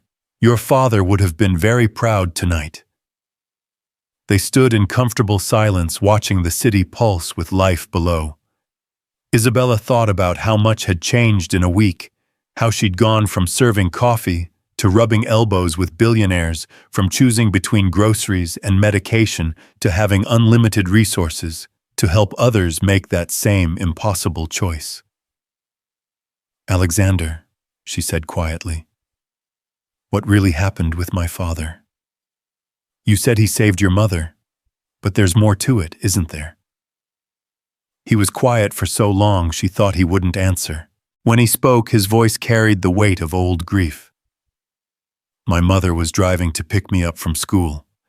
I'd gotten into a fight. Kids were calling me new money trash, saying we didn't belong in their neighborhood. She was upset, distracted, didn't see the drunk driver running the red light until it was too late." He gripped the balcony railing, his knuckles white. "Your father didn't just pull her from the car. He held her hand while she was trapped, talked to her about his children, about you, and Tommy kept her conscious and fighting. He got second-degree burns on his arms, pulling her out. When the fire started, refused treatment until he knew she was stable. The paramedics said if he'd waited even 30 seconds longer, she would have died." "He never told us," Isabella whispered. "That doesn't surprise me. Heroes rarely advertise their heroism. But my mother never forgot. She talked about him until the day she died, about the construction worker who saved her life and refused any reward. When I finally tracked him down and learned he'd died at one of my construction sites," Alexander's voice broke slightly, "the guilt nearly destroyed me. But when I learned about you and Tommy, I saw a chance not just to repay a debt, but to honor both our parents' memories." Isabella felt tears sliding down her cheeks, not caring if they ruined Diane's carefully applied makeup. "So, this whole thing, the job, the foundation, it's all about guilt?" "No." Alexander turned to face her fully, his eyes intense in the darkness. "It started as guilt, maybe even obligation. But Isabella, watching you this week, seeing how you've taken this opportunity and run with it, how you've already helped 3 families in 5 days, how you stood up to Richard and Genevieve, this isn't about the past anymore. It's about the future. You're going to change lives, not because of who your father was, but because of who you are." Before she could respond, Jennifer appeared in the doorway. "Isabella, there's someone here who wants to meet you, says it's urgent." They followed Jennifer back inside to find a young woman, maybe 25, standing nervously by the entrance. She was dressed simply, clearly out of place among the gowns and tuxedos, clutching a worn folder to her chest. "Ms. Reed, I'm sorry to interrupt. I'm Anna Martinez. I saw the news about the foundation about you. I didn't know where else to go." Isabella immediately moved toward her, recognizing the desperation in her eyes. "What's wrong?" "It's my daughter. She's 3, needs heart surgery, but our insurance says it's elective because she's not critical yet. But if we wait until she's critical, it might be too late. The surgery costs $80,000, and we've tried everything, loans, fundraisers, selling everything we own. I know the foundation probably has a process, applications, waiting lists, but she doesn't have time for bureaucracy. Isabella looked at this young mother, saw herself 3 years ago, desperate and terrified and out of options. She thought about the $2 million in pledges she'd just collected, about the $10 million waiting to be distributed, about all the rules and procedures Harrison Blackwood had outlined for proper foundation management. Then she thought about her father, who hadn't checked anyone's insurance before pulling them from a burning car. "Jennifer," she said, not taking her eyes off Anna, "call Dr. Morrison at Children's Hospital. Tell him the Reed Foundation will cover the complete cost of the surgery. Schedule it for the earliest available slot." "Isabella," Alexander said quietly, "you haven't even reviewed her case. Her daughter needs heart surgery. The insurance won't cover it. What else do I need to know?" She turned to Anna. "We'll handle everything.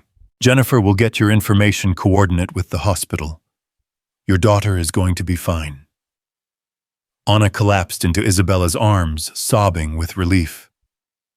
Over her shoulder, Isabella saw Genevieve watching from across the room, her expression calculating. She'd probably use this against her, paint it as reckless, impulsive proof that Isabella didn't belong in this position. But as Isabella held this sobbing mother, she realized she didn't care what Genevieve thought. This was why she was here, not to impress the elite or play corporate politics, but to catch people who were falling through the cracks of a broken system. The evening wound down after that, the drama having provided more entertainment than the donors had expected. As the car took Isabella home, Alexander had insisted on having James drive her.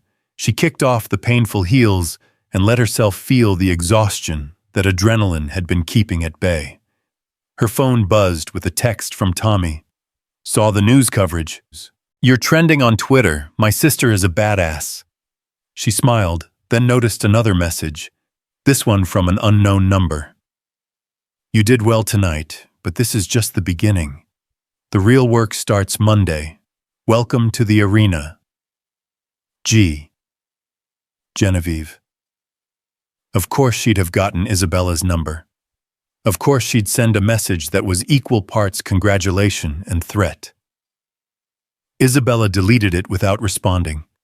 She had more important things to worry about than Genevieve Ashcroft's power games. She had 50 families to help, a foundation to build, a brother to save, and a father's legacy to honor. The apartment looked even shabbier after an evening at the Art Institute, but Isabella didn't care. She hung up the expensive dress, carefully placed the earrings Alexander had given her in their box, and changed into her comfortable pajamas. Tomorrow she'd go see Tommy, tell him about the gala, about standing up to Richard Brennan, about Anna Martinez and her daughter. But tonight, she sat at her small kitchen table, with the folders of the 50 families, reading each case by the light of the flickering fluorescent bulb that the landlord still hadn't fixed. Each file represented a crisis, a family drowning the way hers had been. By Monday, she'd have a plan to help every single one of them. The clock on the microwave read 2:47 a.m. when she finally closed the last folder, the same time she'd gotten home from the diner just a week ago. But everything had changed. The woman who'd stepped off that bus clutching an envelope with $5,000 and an impossible dream had transformed into someone who could face down billionaires and bullies alike. Isabella woke 3 hours later to her phone ringing insistently, the sound drilling through her exhaustion like an alarm she couldn't ignore. The screen showed Chicago General Hospital, and her heart stopped. Tommy. Something had happened to Tommy. "Ms. Reed." The voice wasn't Dr. Patterson, but a nurse she didn't recognize. "Your brother is asking for you. He's had a reaction to the medication, and while he's stable, he's quite agitated. He keeps saying he needs to tell you something important." Isabella was out the door in yesterday's jeans and a wrinkled sweater, not caring about appearances for the first time in a week. The taxi ride to the hospital felt endless, every red light, a personal insult, every slow driver an obstacle between her and her brother. When she finally burst through the doors of the pediatric oncology ward, she found Tommy sitting up in bed, his face flushed, but alert, an iPad clutched in his hands. "Bella," his voice was urgent. "I've been researching all night. After I saw the news coverage of the gala, I started looking into Alexander Kane and I found something. Look at this." He turned the iPad toward her, showing a newspaper article from 16 years ago. The headline read, "Construction worker dies in tragic accident at Kane Industries site." But it was the subtitle that made Isabella's blood run cold. "Safety violations cited in David Reed's death." "Tommy, what is this?" "Keep reading," he insisted. The article detailed how David Reed had died when faulty scaffolding collapsed at a construction site for the new pediatric wing of Chicago General, the very wing funded by Alexander Kane. The initial investigation had found multiple safety violations, corners cut to meet deadlines equipment that hadn't been properly inspected. But then suddenly, the investigation had been closed, the findings sealed, and a generous settlement had been paid to the Reed family, a settlement that had run out just before Tommy's diagnosis. "He knew," Tommy said quietly. "Alexander Kane knew his company was responsible for Dad's death. The hero story about Dad saving his mother. That's true, I found those articles too. But Bella, this job, this foundation, it's not just about gratitude. It's about guilt. He's trying to atone for killing our father." Isabella sank into the chair beside Tommy's bed, her mind reeling. Everything made sense now, Alexander's intensity about helping them, the way his voice had broken when talking about the construction site, his insistence that this wasn't charity, but a debt. He'd been carrying this secret the entire time, letting her believe in a simple story of heroism and gratitude when the truth was so much more complex. "What do I do?" she whispered. "Do I confront him? Do I quit? Can I even work for someone who made a mistake?" Tommy interrupted. "Bella, I've been thinking about this all night. Yes, his company cut corners. Yes, Dad died because of it. But Alexander didn't personally remove those safety railings. He didn't inspect that scaffolding. He was running a massive corporation, and someone down the chain made decisions that cost lives. The question is, what did he do after?" Isabella looked at her wise beyond his years brother. "He paid us a settlement. He did more than that. Look." Tommy pulled up another screen showing a series of articles. After Dad's death, Kane Industries implemented the strictest safety standards in the construction industry. They haven't had a single serious injury in 15 years. Alexander personally reviews every safety report. He's donated hundreds of millions to worker safety organizations.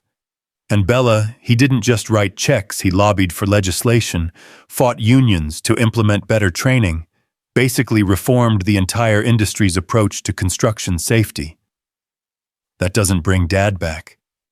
No, but it probably saved hundreds of other fathers.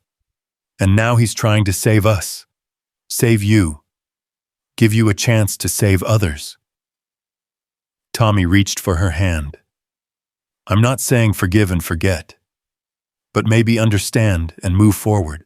Dad wouldn't want us to throw away this opportunity because of the past. He'd want us to use it to build something better." Isabella sat with Tommy until he fell asleep, the medication finally pulling him under. Then she walked to the hospital chapel, a small space she'd spent countless hours in over the past 3 years, bargaining with a God she wasn't sure she believed in anymore. But she didn't pray this time. She just sat in the silence trying to reconcile the man who'd defended her at the diner, who'd given her this incredible opportunity, with the man whose company's negligence had killed her father. Her phone buzzed. Alexander. Good morning. I wanted to check how you're feeling after last night. That was quite a baptism by fire. She stared at the message, anger and gratitude warring in her chest. Then she typed back, "We need to talk, in person, today." His response was immediate. "Is everything all right? Is Tommy okay?" Kane Tower, 1 hour. She didn't wait for his response. The taxi ride back to her apartment to shower and change gave her time to think, to decide what she wanted to say. By the time James picked her up, Alexander had sent the car without being asked. She'd made her decision. Alexander was waiting in his office when she arrived, and she could see the concern on his face. He started to speak, but she held up her hand. "I know about the safety violations. I know about the real reason my father died. I know you've been carrying this guilt trying to atone for it through us." The color drained from his face. He moved to his desk, sinking into his chair, like a man whose bones had suddenly turned to water. "How Tommy found the articles. He's always been too smart for his own good." She moved closer, standing across the desk from him. "Were you ever going to tell me?" "Yes. No, I don't know."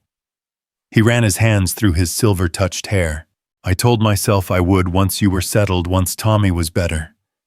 But every day that passed, it became harder.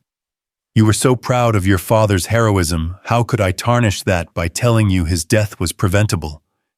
His heroism stands on its own. Nothing about his death changes what he did for your mother." Isabella sat down, studying this powerful man who suddenly looked very vulnerable. "Tell me what really happened." Alexander pulled out a file from his desk, thick with reports and photographs. "I was 31, had just taken the company public. We were expanding rapidly, too rapidly. I was focused on stock prices and market share, and I left the day-to-day operations to managers I thought I could trust. One of them trying to impress me with how quickly and cheaply he could complete projects, cut corners, bought substandard materials, skipped inspections, pushed workers to ignore safety protocols to meet deadlines." He opened the file, revealing photographs of the accident scene. Isabella saw the collapsed scaffolding, the yellow tape, the place where her father had died. Her throat tightened, but she didn't look away. "Your father had actually reported concerns about the scaffolding the day before." Alexander continued, his voice hollow. "His supervisor ignored it, said they'd deal with it after the project was complete. 24 hours later, David Reed was dead along with 2 other workers. I was in Tokyo when it happened, celebrating a merger that would make me another $100 million, while 3 families were being destroyed by my negligence." "Not your negligence," Isabella said quietly. "Your company's negligence. There's a difference." Alexander looked up, surprise flickering in his eyes. "That's a generous distinction. It's an accurate one. You didn't personally make those decisions. But what did you do after?" "Everything I could. I fired everyone involved in the cover-up, and yes, there was an attempt to cover it up that I shut down immediately. I implemented new safety standards that cost us millions but haven't had a serious accident since. I paid settlements to all 3 families, though yours was the only one that would take it. The others sued, which was their right. And I've spent 16 years trying to make construction safer for everyone, though it will never be enough." Isabella studied the photographs, seeing her father's hard hat among the debris, and felt tears sliding down her cheeks.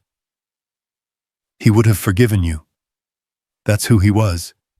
He saved your mother without knowing who she was, without expecting anything in return. He would have understood that you weren't the one who made those scaffoldings unsafe. But I was responsible. The company bore my name. Those men were my responsibility." Alexander closed the file, his hands trembling slightly. When I learned that the man who'd saved my mother had died at my construction site, I nearly sold everything, nearly walked away from all of it. But my mother convinced me that the answer wasn't to run from responsibility, but to embrace it fully, to use my resources to prevent other tragedies. And the foundation, hiring me, started as guilt, yes, but Isabella, these past days watching you work, seeing your passion for helping others, this isn't about atonement anymore. It's about the future. You have a gift for this work that has nothing to do with your father or my guilt. Yesterday alone, you helped 4 families while I was in meetings. You're already better at this than anyone I could have hired through traditional channels. Isabella stood walking to the window, where she'd stood that first day, looking out at the city that had seemed so full of possibility. It still was, she realized, but now the possibility was tempered with truth, complicated by history. "I'm not going to quit," she said finally. "Tommy made me realize that walking away wouldn't honor my father's memory. Using this opportunity to help others would. But things need to change." Alexander stood as well, hope flickering in his eyes. "What kind of changes?" "First, full transparency. No more secrets, no more hidden histories. If we're going to work together, I need to know I can trust you completely." She turned to face him. "Second, the foundation expands its mission. We don't just help with medical debt, we also advocate for workplace safety, especially in construction. We make sure no family goes through what mine did." "Done. What else?" "Tommy gets the full truth. He deserves to know everything about his father's death and what came after. He's old enough, and frankly, he's already figured out most of it himself. I'll tell him personally if you want. Answer any questions he has." Isabella nodded, then surprised herself by what came next. "And we stop dancing around whatever this is between us." Alexander went very still. "I don't know what you mean." "Don't you?" "The coffee at the diner, staying until my shift ended. The earrings last night that wasn't just a professional gift. The way you defended me against Genevieve and Richard. There's something here, Alexander, and pretending otherwise is just another form of dishonesty." The silence stretched between them, years of careful control warring with something deeper in Alexander's expression. "You're my employee. You're 30 years younger than me. You're David Reed's daughter. There are 100 reasons why anything between us would be inappropriate." "You're right," Isabella agreed. "But that doesn't make it less real. I'm not saying we act on it. I'm saying we acknowledge it exists so it doesn't become another secret poisoning our working relationship." Alexander moved closer, close enough that she could smell his cologne, see the flecks of gray in his blue eyes. "You're remarkable, you know that.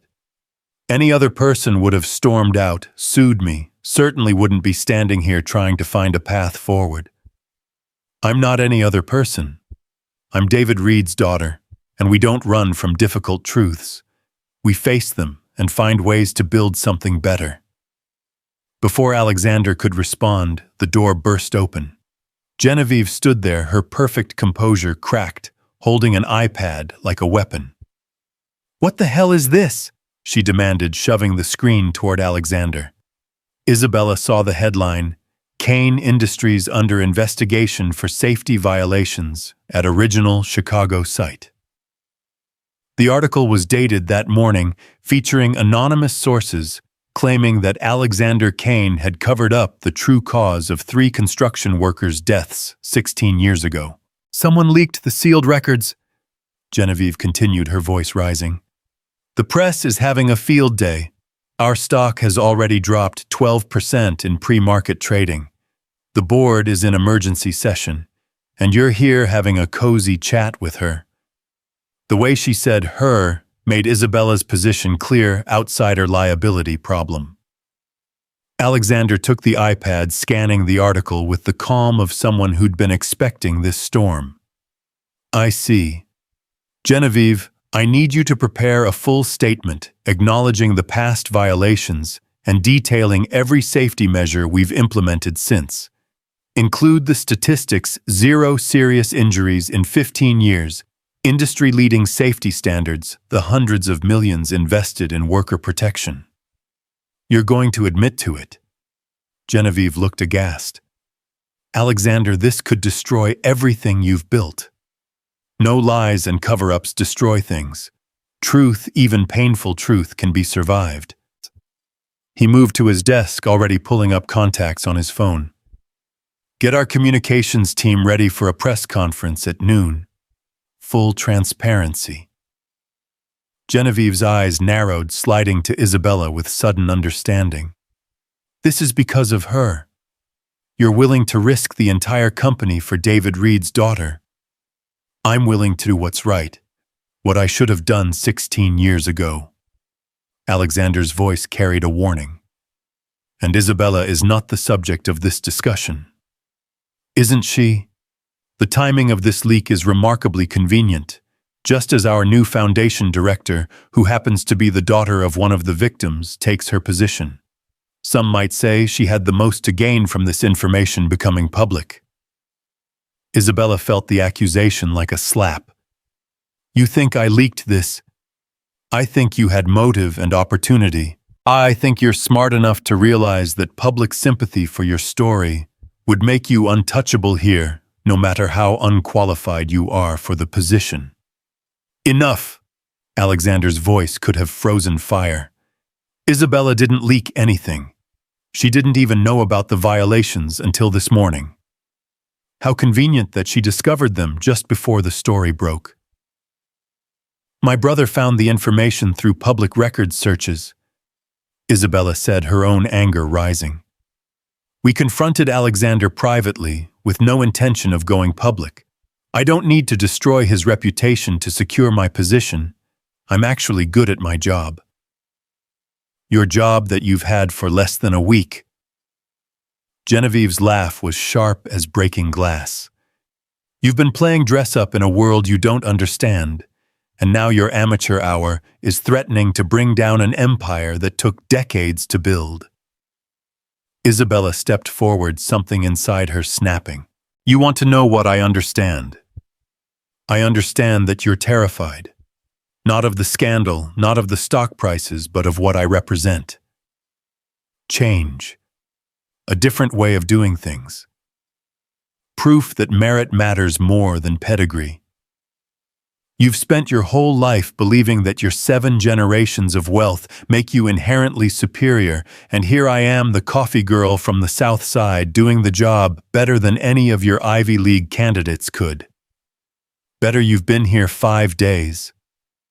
And in those 5 days, I've helped 7 families avoid bankruptcy, secured $2 million in donations, and created 3 programs that actually address the root causes of medical debt, instead of just throwing money at symptoms. What have you done besides send emails trying to undermine me? The 2 women faced each other like prize-fighters, the air between them electric with animosity. Alexander watched, not intervening. Perhaps understanding that this confrontation had been inevitable from the moment Isabella walked into Kane Tower. Genevieve's phone rang, cutting through the tension. She answered with sharp efficiency, her face paling as she listened. The Times wants a statement. The Journal is running a special investigation. CNN is sending a team for the noon conference. She looked at Alexander. This is going to be a massacre. Then we'd better prepare for battle, Alexander said calmly. Genevieve, I need you at your best for this. Whatever your feelings about Isabella, we need unified leadership to weather this storm. Can I count on you? For a moment, Genevieve's mask slipped, revealing something almost vulnerable underneath. She'd been with Alexander for 10 years, had helped build the company into what it was. This scandal threatened everything she'd worked for, too. Always, she said quietly, then straightened the Ice Queen armor, sliding back into place. I'll have the statements ready within the hour. But Alexander, the board is going to want sacrifices. Someone will need to take responsibility. I will. It was my company, my failure of oversight. The responsibility is mine. They might demand your resignation. Then they'll have it. Both women turned to stare at him. Isabella felt the bottom drop out of her stomach. You can't resign. The foundation, everything we're building, will continue with or without me.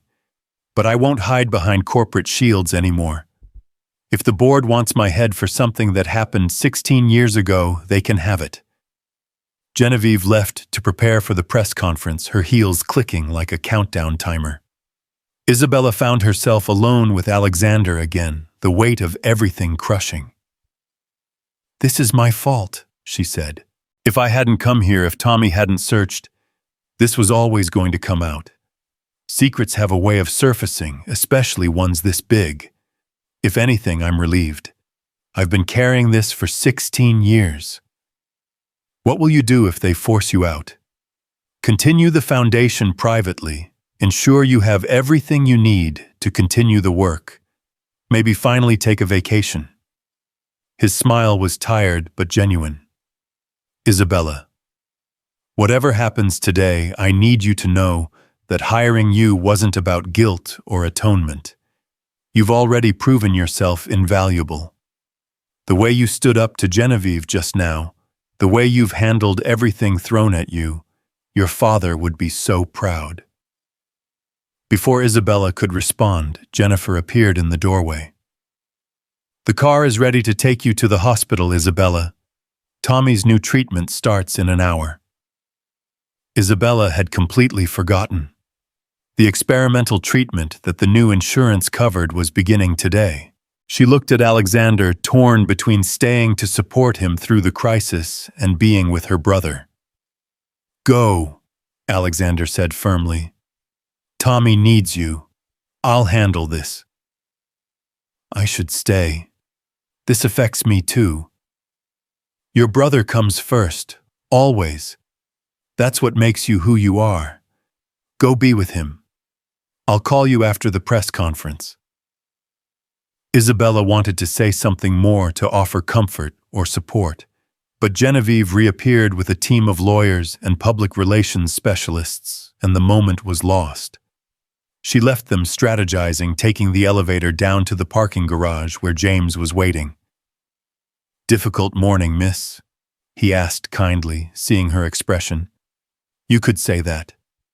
James, how long have you worked for Alexander? 22 years, miss. Since before he was married, through the divorce, through all of it. Has he always been this willing to fall on his sword for his principles? James met her eyes in the rearview mirror. Mr. Kane has many qualities, miss. But his greatest strength and weakness is the same. He takes responsibility for everything, even things beyond his control. It's made him a great leader, but a lonely man. They drove to the hospital in silence, Isabella's mind churning through everything that had happened. The revelation about her father's death, Alexander's willingness to sacrifice everything, Genevieve's accusations, the media storm that was about to break. A week ago, her biggest concern had been making rent. Now she was in the center of a scandal that could topple one of Chicago's biggest companies.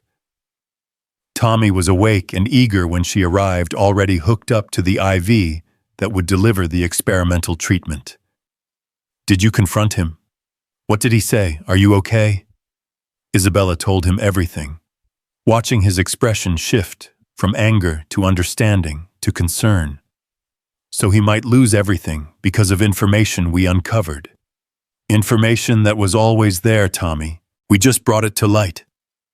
But the timing makes us look suspicious, I know. Genevieve thinks I orchestrated the whole thing to secure my position. Tommy was quiet for a moment, then said, Maybe someone else did. What do you mean? Think about it. Who benefits from Alexander being forced out? Who's been trying to undermine you from day one? Who would have access to sealed records and media contacts? Isabella's blood ran cold. Genevieve. She's been there 10 years, you said. She probably knows where all the bodies are buried. And if Alexander is gone, who becomes CEO? The pieces clicked into place with horrible clarity.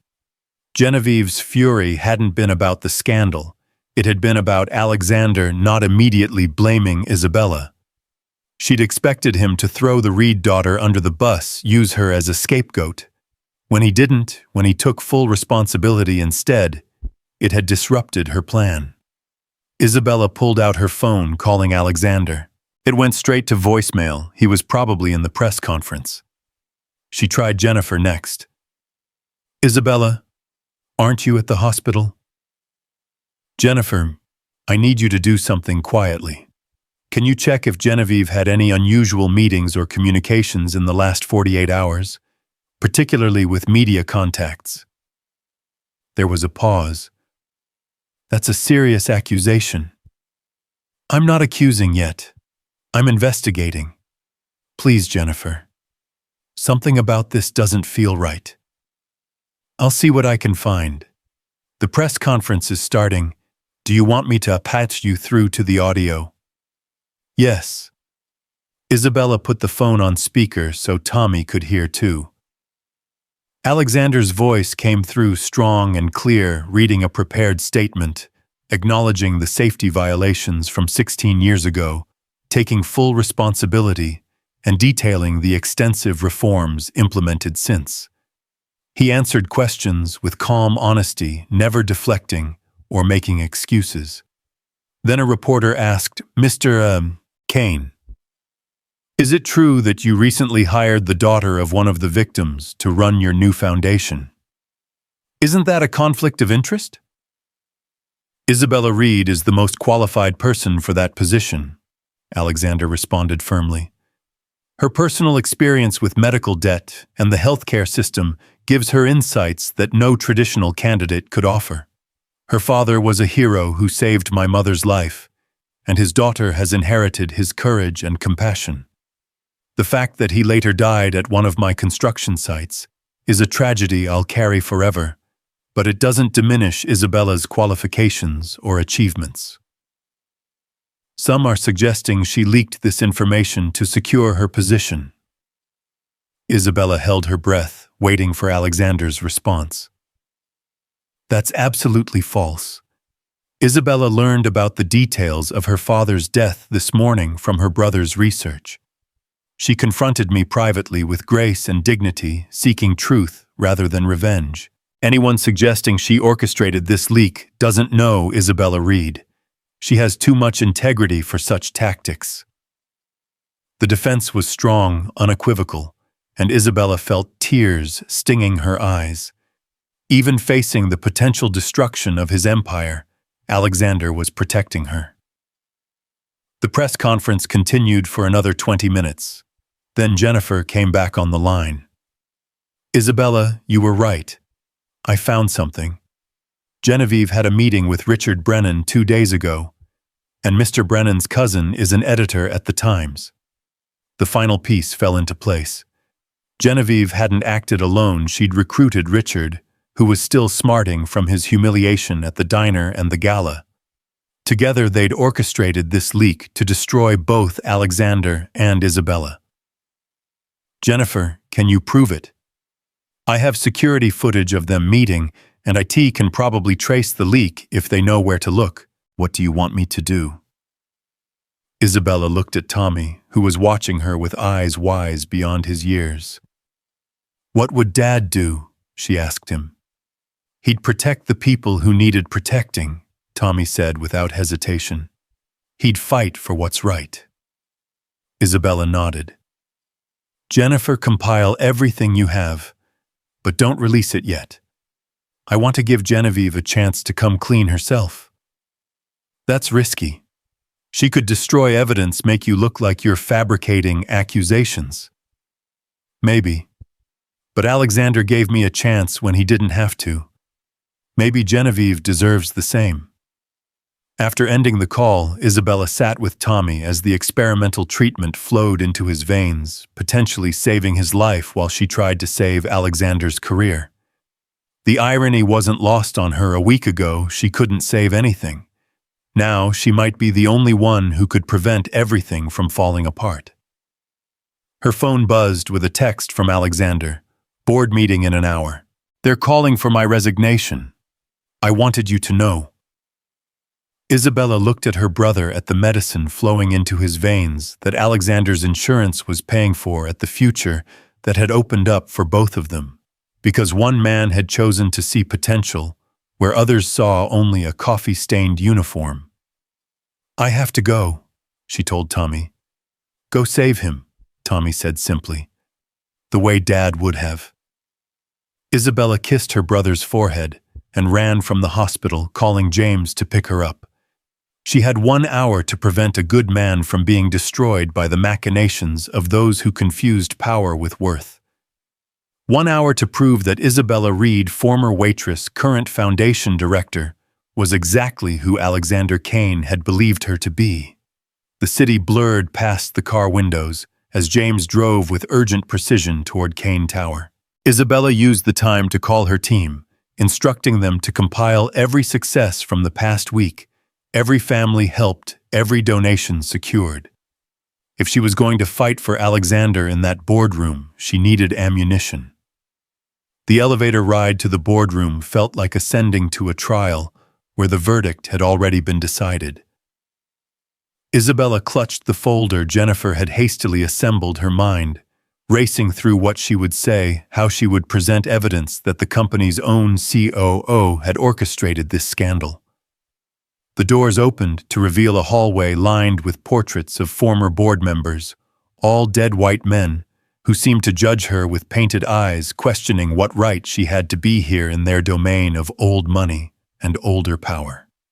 The boardroom doors were closed, but Isabella could hear raised voices inside. She knocked firmly, and the voices stopped. A moment later, the door opened to reveal 12 board members seated around a massive oak table with Alexander at one end and Genevieve at the other. The chair of the board, Walter Pemberton, a man who looked like he'd been born in a three-piece suit, frowned at her appearance. Ms. Reed, this is a closed session. Your presence is not required. With respect, Mr. Pemberton, my presence is essential. I have information directly relevant to this situation. The waitress wants to speak, one of the board members muttered, not quite under his breath. Isabella walked into the room without invitation, her heels clicking with more confidence than she felt. Yes, the waitress wants to speak. The same waitress who in 5 days has secured $2 million in donations and helped 7 families avoid medical bankruptcy. The same waitress whose father saved Mrs. Kane's life. The same waitress who knows exactly who leaked this story and why. That got their attention. Every eye in the room turned to her, including Genevieve's, which had gone from icy to Arctic. That's a serious accusation, Pemberton said slowly.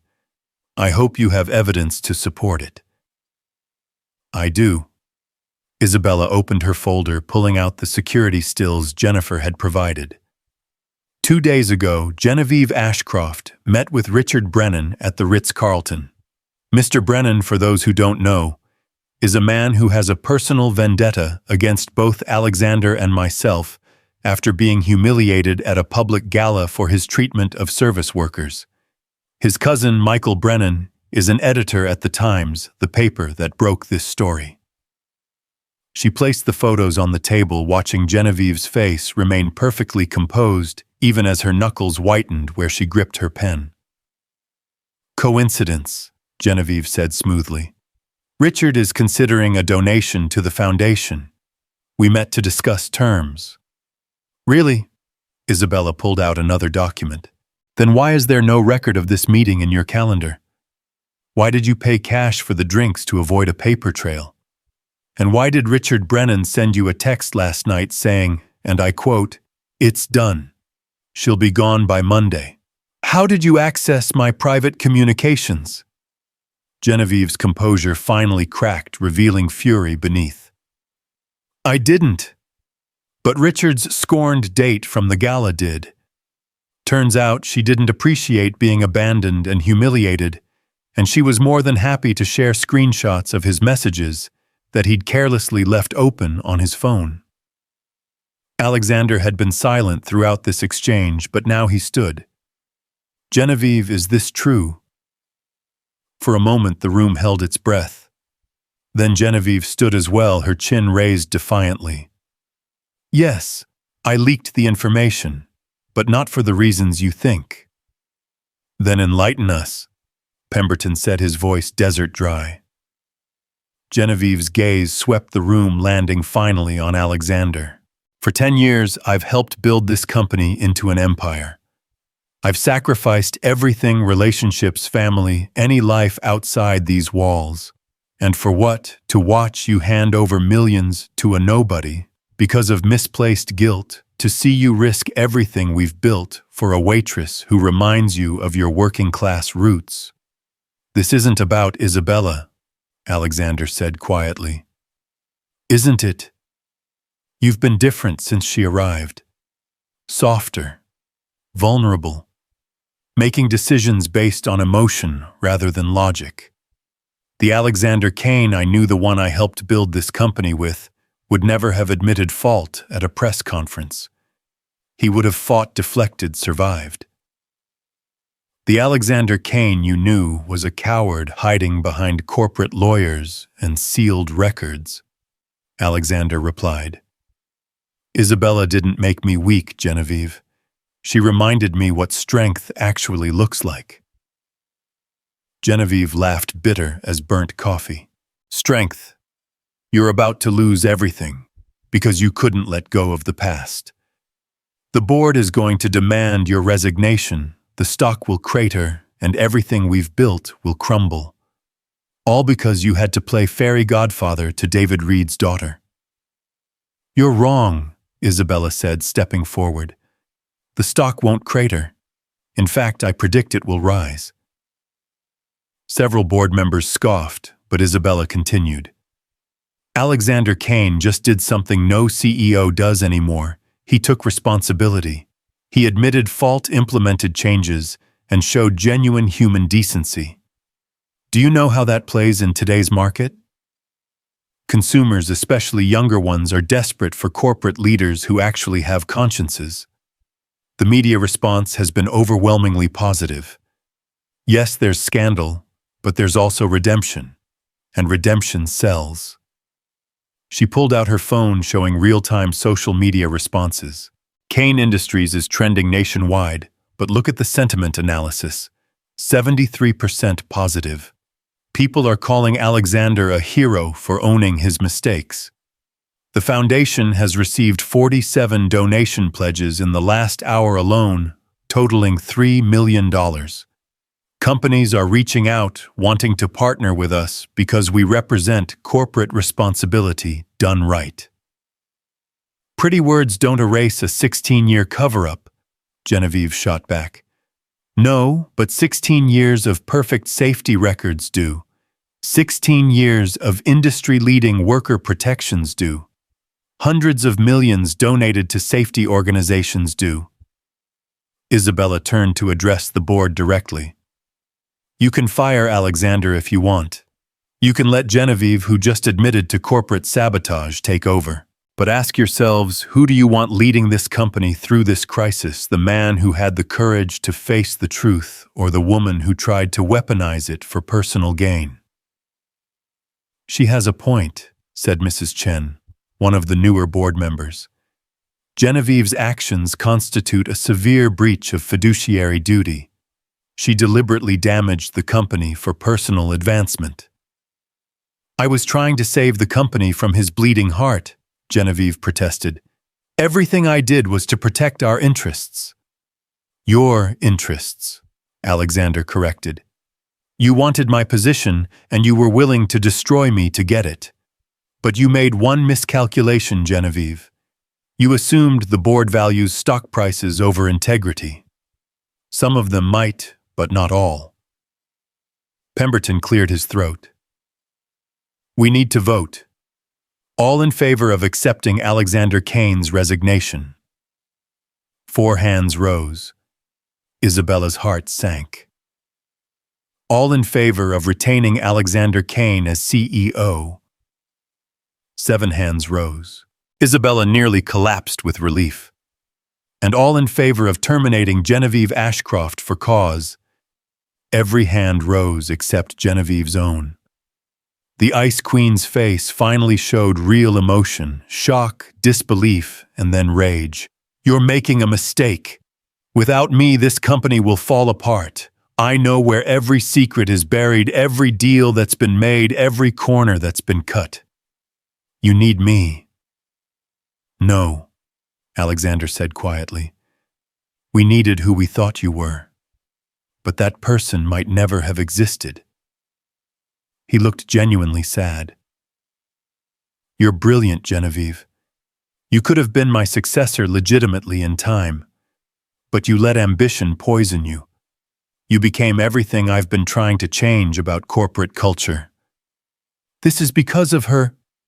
Genevieve pointed at Isabella, her composure completely shattered now. This nobody, this nothing, this coffee-serving piece of trash. Stop. Alexander's voice was sharp as a blade. Isabella Reed has more integrity in her little finger than you've shown in 10 years. She could have used the information about her father's death to destroy me, to sue for millions, to take everything. Instead, she chose to understand, to forgive, to build something positive from tragedy. That's the difference between you and her, Genevieve. She builds up, you tear down. Security arrived, then presumably called by someone during the confrontation. Genevieve gathered her things with what dignity remained, but stopped at the door for one last shot. You'll regret this, both of you. The real world doesn't reward martyrs and saints. It eats them alive. She looked directly at Isabella. Enjoy your moment, Waitress. But remember, you'll always be what you were. No amount of expensive clothes or corporate titles will change where you came from. After she left, the boardroom was silent for a long moment. Then Pemberton spoke. Ms. Reed, Mr. Kane, we owe you both an apology. This board was ready to make a reactive decision based on incomplete information. Your intervention, Ms. Reed, prevented a grave error. However, another board member added, we need assurances that there are no other secrets waiting to surface. Full transparency going forward. You have it, Alexander promised. And I'd like to propose something else. Isabella Reed should have a seat on this board. She's proven she has the courage to speak truth to power, the insight to see through deception, and the integrity this company needs. She's been here a week, one of the older members protested. And in that week, she's shown more leadership than executives who've been here for years, Alexander countered. But if you need more convincing, give her 6 months. Let her prove what she can do with the foundation. Then vote. The board agreed to table that discussion, and the meeting adjourned with considerably less tension than it had begun. As the members filed out, several stopped to shake Isabella's hand to thank her for her intervention. Mrs. Chen pressed a business card into her palm. My family foundation would like to partner with yours. We could do remarkable things together. Finally, Isabella and Alexander were alone in the boardroom, the late afternoon sun casting long shadows across the polished table. The adrenaline that had carried her through the confrontation suddenly evaporated, leaving her shaky and exhausted. You saved me, Alexander said simply. You had every reason to let me burn, but you saved me. You saved me first.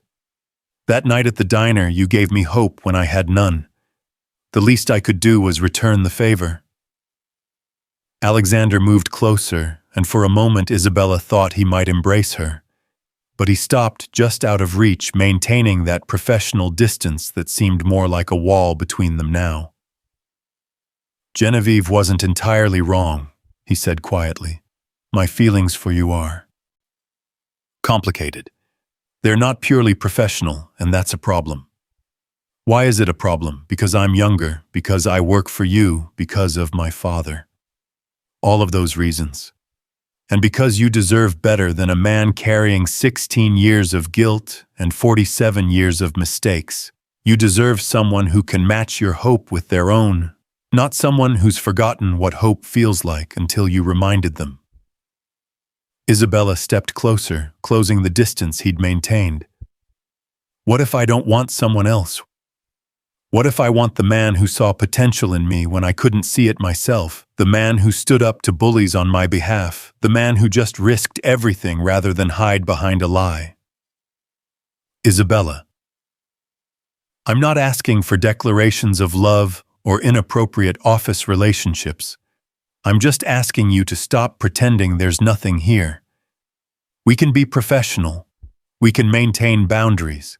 But let's at least be honest about what exists between those boundaries. Alexander's phone rang, shattering the moment. He answered with visible reluctance. Kane here. His expression shifted as he listened. We'll be right there. What is it? Isabella asked, seeing the concern on his face. That was the hospital. Tommy's had a reaction to the experimental treatment. They need you there immediately. The ride to the hospital was a blur of panic and prayer. Isabella's mind conjured every worst-case scenario, while Alexander sat beside her, his presence solid and reassuring without words. When they arrived, Dr. Patterson was waiting. His expression carefully neutral, the look doctors perfected when news could go either way. Tommy's stable, he said, immediately knowing that was what Isabella needed to hear first. But the reaction was unexpected.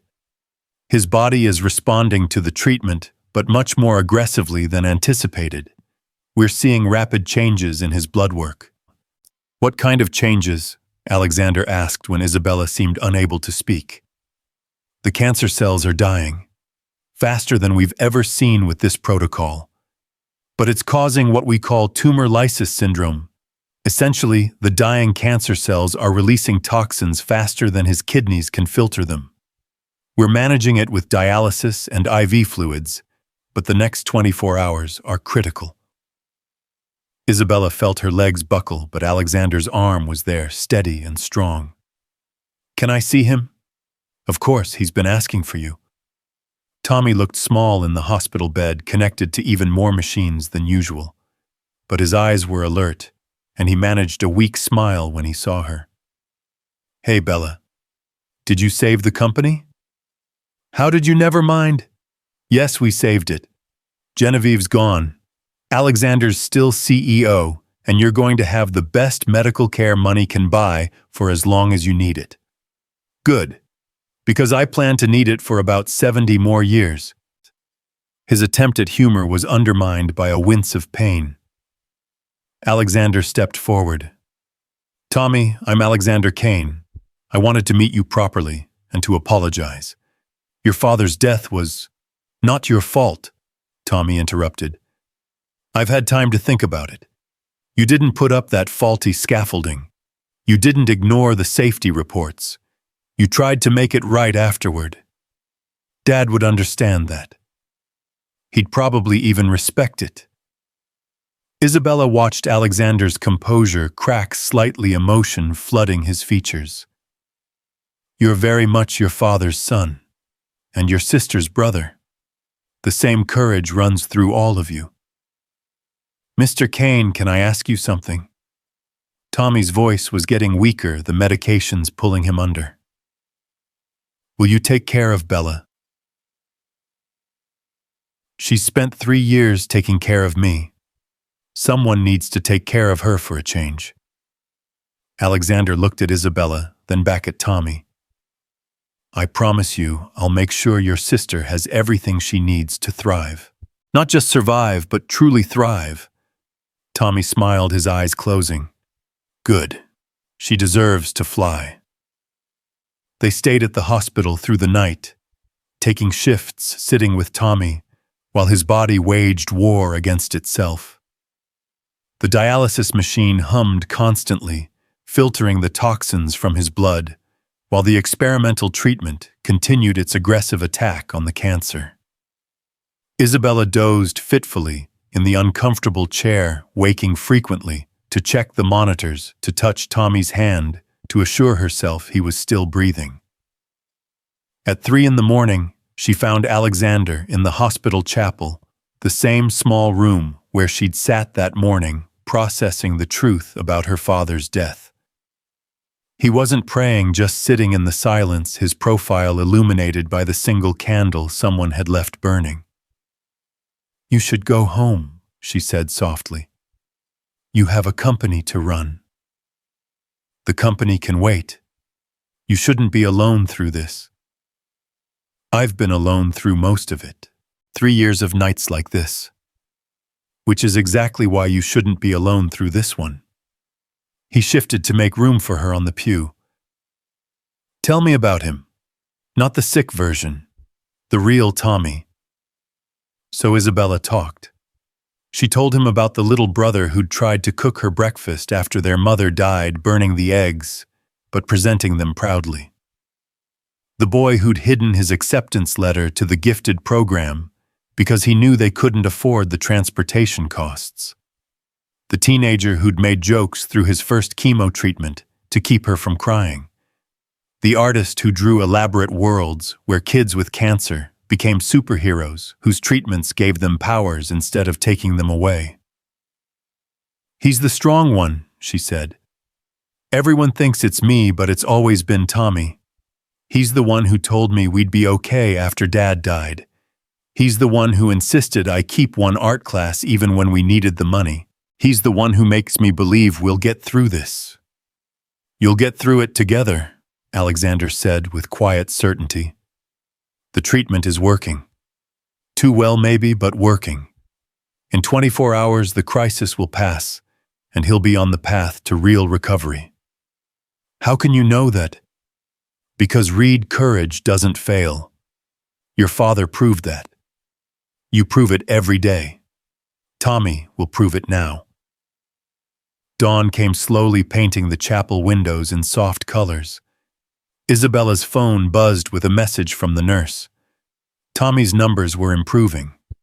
The dialysis was working. The crisis was passing. She showed Alexander the message, and for the first time since Genevieve's confrontation, he smiled fully. "See Reed courage." They returned to Tommy's room to find him awake, weak but alert, arguing with the nurse about whether Jell-O qualified as actual food. The normalcy of it made Isabella laugh through her tears. "I lived, so you have to stop crying," Tommy informed her. "Those are the rules." "There are no rules for sisters whose brothers give them heart attacks," Isabella countered, but she wiped her tears obediently. Dr. Patterson arrived with the morning update. "The worst has passed. His kidneys are functioning normally again, and the cancer cells continue to die off at an unprecedented rate. If this continues, we're looking at possible remission within weeks rather than months." Isabella couldn't speak, couldn't process the word that had seemed impossible for 3 years. Remission. Alexander's hand found hers, squeezing gently, grounding her in the moment. "We'll need to monitor him closely," Dr. Patterson continued. "Daily blood work, careful observation. But I'm optimistic. More optimistic than I've been since his diagnosis." After the doctor left, Tommy looked between Isabella and Alexander with a knowing expression that belonged on someone much older. "So are you two going to acknowledge the obvious, or do I need to nearly die again to make you honest?" "Tommy." Isabella's face burned. "What, I'm 14, not 4. I can see the way you look at each other. Mr. Kane, you like my sister, right?" Alexander looked like a CEO facing a particularly aggressive shareholder. "Your sister is a remarkable woman." "That's not what I asked." "Tommy, stop," Isabella pleaded. "No. I've spent 3 years watching you give up everything for me. Your art, your dreams, any chance at a relationship. Now there's this guy who sees how amazing you are, who can give you the life you deserve, and you're both too scared to admit you have feelings for each other." It's complicated, Alexander said carefully. Cancer is complicated. Experimental treatments are complicated. Two people who care about each other. That's actually pretty simple. Tommy lay back against his pillows, exhausted, but determined. Look, I might be young, but I know what I've learned from being sick. Life's short. Too short to waste on fear or what other people think. Dad would want Bella to be happy. And Mr. Kane, you make her happy, I can see it. Isabella wanted to protest to change the subject, but the truth of Tommy's words hung in the air between them. She was happy. Despite the chaos of the last week, despite the challenges and confrontations, she was happier than she'd been in years, and Alexander was a large part of that. I should go, Alexander said suddenly. The board will want updates, and you need time with your brother. He stood formal again, the walls back in place. Isabella, take as much time as you need. Jennifer can handle the foundation's immediate needs. He left before she could respond, and Tommy shook his head. He's scared. Of what? Of wanting something good when he's convinced he doesn't deserve it. He blames himself for Dad's death, doesn't he? So he thinks he doesn't deserve Dad's daughter. The insight was startling from someone so young, but then Tommy had always been old for his years, made older still by illness. Isabella stayed with him until he fell asleep, then made her way to the foundation offices, needing to focus on something she could control. The offices were buzzing with activity when she arrived. News of Genevieve's termination and the successful board meeting had spread, and there was an energy in the air that hadn't been there before. Jennifer greeted her with a stack of messages and a concerned expression. How's Tommy? Better. The crisis passed. He might actually achieve remission. Jennifer's professional composure cracked, and she hugged Isabella fiercely. That's wonderful. Truly wonderful. What's all this? Isabella gestured to the messages. The press conference and board meeting drama has actually driven donations through the roof. We have over 50 new applications from families needing help and partnerships offers from 12 other corporations. Also, Jennifer lowered her voice. Mr. Kane asked me to give you this. It was an envelope heavy and cream-colored like the first one. Inside was a single key and a note, Isabella. Your apartment isn't safe after all the media attention. This is the key to the corporate apartment I mentioned. It's yours, whether you use it or not, no strings attached. Tommy will need somewhere quiet to recover when he's released. I'm leaving for Shanghai tonight, a previously scheduled trip I can't postpone. I'll be gone 2 weeks. It will give us both time to think about Tommy's surprisingly astute observations. Take care of yourself. Let others take care of you too. You've been strong alone for so long. You don't have to be anymore. Isabella stared at the key, its weight both a promise and a question. She thought about her shabby apartment, with its broken fixtures and thin walls, about bringing Tommy there to recover. Then she thought about accepting another gift from Alexander, about what it might mean, what it might lead to. The apartment is beautiful, Jennifer said gently. 3 bedrooms, full security walking distance from both here and the hospital. And before you say it's too much, remember that you're not just taking care of yourself anymore. You're the director of a foundation that's about to distribute millions of dollars. You need appropriate housing for security reasons alone. That afternoon, Isabella went to see the apartment. It was on the 20th floor of a building that looked like it had been carved from glass and steel, with a doorman who called her Ms. Reed like the name meant something. The apartment itself took her breath away, floor-to-ceiling windows, showcasing the city, a kitchen that looked like it belonged in a magazine, bedrooms bigger than her entire current apartment. But it was the 3rd bedroom that stopped her cold. It had been set up as an art studio. An easel stood by the window, catching the afternoon light perfectly. Shelves held professional-grade supplies, paints, brushes, canvases, everything she'd once dreamed of owning. A note was propped on the easel. Dreams deferred are not dreams destroyed. Isabella sank onto the small couch in the studio, overwhelmed. He'd remembered. In the midst of corporate crises and family revelations, Alexander had remembered her mentioning her art and had created this space for her to reclaim it. Her phone rang. It was an unknown international number. "Hello? I wanted to make sure you got the key." Alexander's voice was distant, already in transit. "The studio," she said, unable to form complete sentences. "You deserve a space to create. The foundation is important, but it shouldn't be your entire life. Tommy was right. You've given up too much for too long." Alexander: "I have to board soon. But Isabella, I want you to know something. Whatever happens or doesn't happen between us, you've changed things. Changed me. Made me remember why I started building this empire in the first place, not for power or wealth, but to make a difference. You've made a difference." The line went dead before she could respond. Isabella stood in the studio, surrounded by possibility, and made a decision. She would move here, would accept this gift, would reclaim her art alongside her new responsibilities. She would help Tommy heal, would build the foundation into something revolutionary, would prove that a waitress from the South Side could change the world. And when Alexander returned from Shanghai, she would tell him the truth, that somewhere between spilled coffee and boardroom confrontations, between family secrets and corporate battles, she'd fallen in love with him.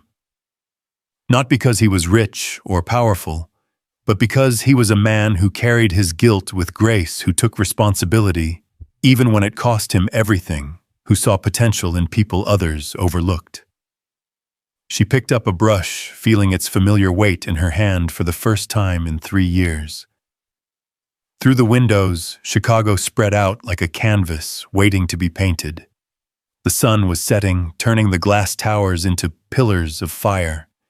And Isabella began to paint what she saw, not just the city, but the possibility it represented.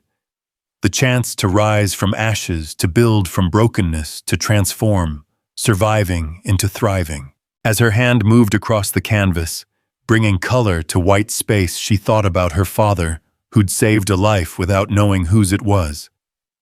About Tommy fighting cancer with humor and grace. About Alexander carrying 16 years of guilt while building an empire of redemption. About herself serving coffee one week and directing millions the next. Life was strange, painful, beautiful, and brief. Tommy was right, too brief to waste on fear or what others thought. When Alexander returned, she would be ready. Ready to fight for the foundation, for the families they served, for the possibility of love that shouldn't exist, but did. The painting took shape under her hands, abstract, but emotional, dark, shot through with light broken spaces, held together by threads of gold. It was her story, their story, a testament to the truth that sometimes the most beautiful things came from the most broken places. As night fell over Chicago, Isabella Reed painted in her new studio, her brother healing in his hospital bed, her future uncertain, but bright with possibility. She'd walked into the Starlight Diner a week ago as a waitress drowning in debt and despair. She was walking into tomorrow as a director, an advocate, an artist, and maybe, if courage didn't fail, as someone loved by a man who'd forgotten how to hope until she reminded him. The canvas filled with color, with life, with the kind of beauty that only comes from understanding darkness. And in that moment, Isabella knew that everything, the pain, the loss, the struggle had been preparing her for this. Not just to receive help, but to give it. Not just to be saved, but to save others. Tomorrow would bring new challenges. Genevieve might retaliate. The media might dig deeper. The foundation would face obstacles she couldn't yet imagine. But tonight, she painted. She created. She hoped.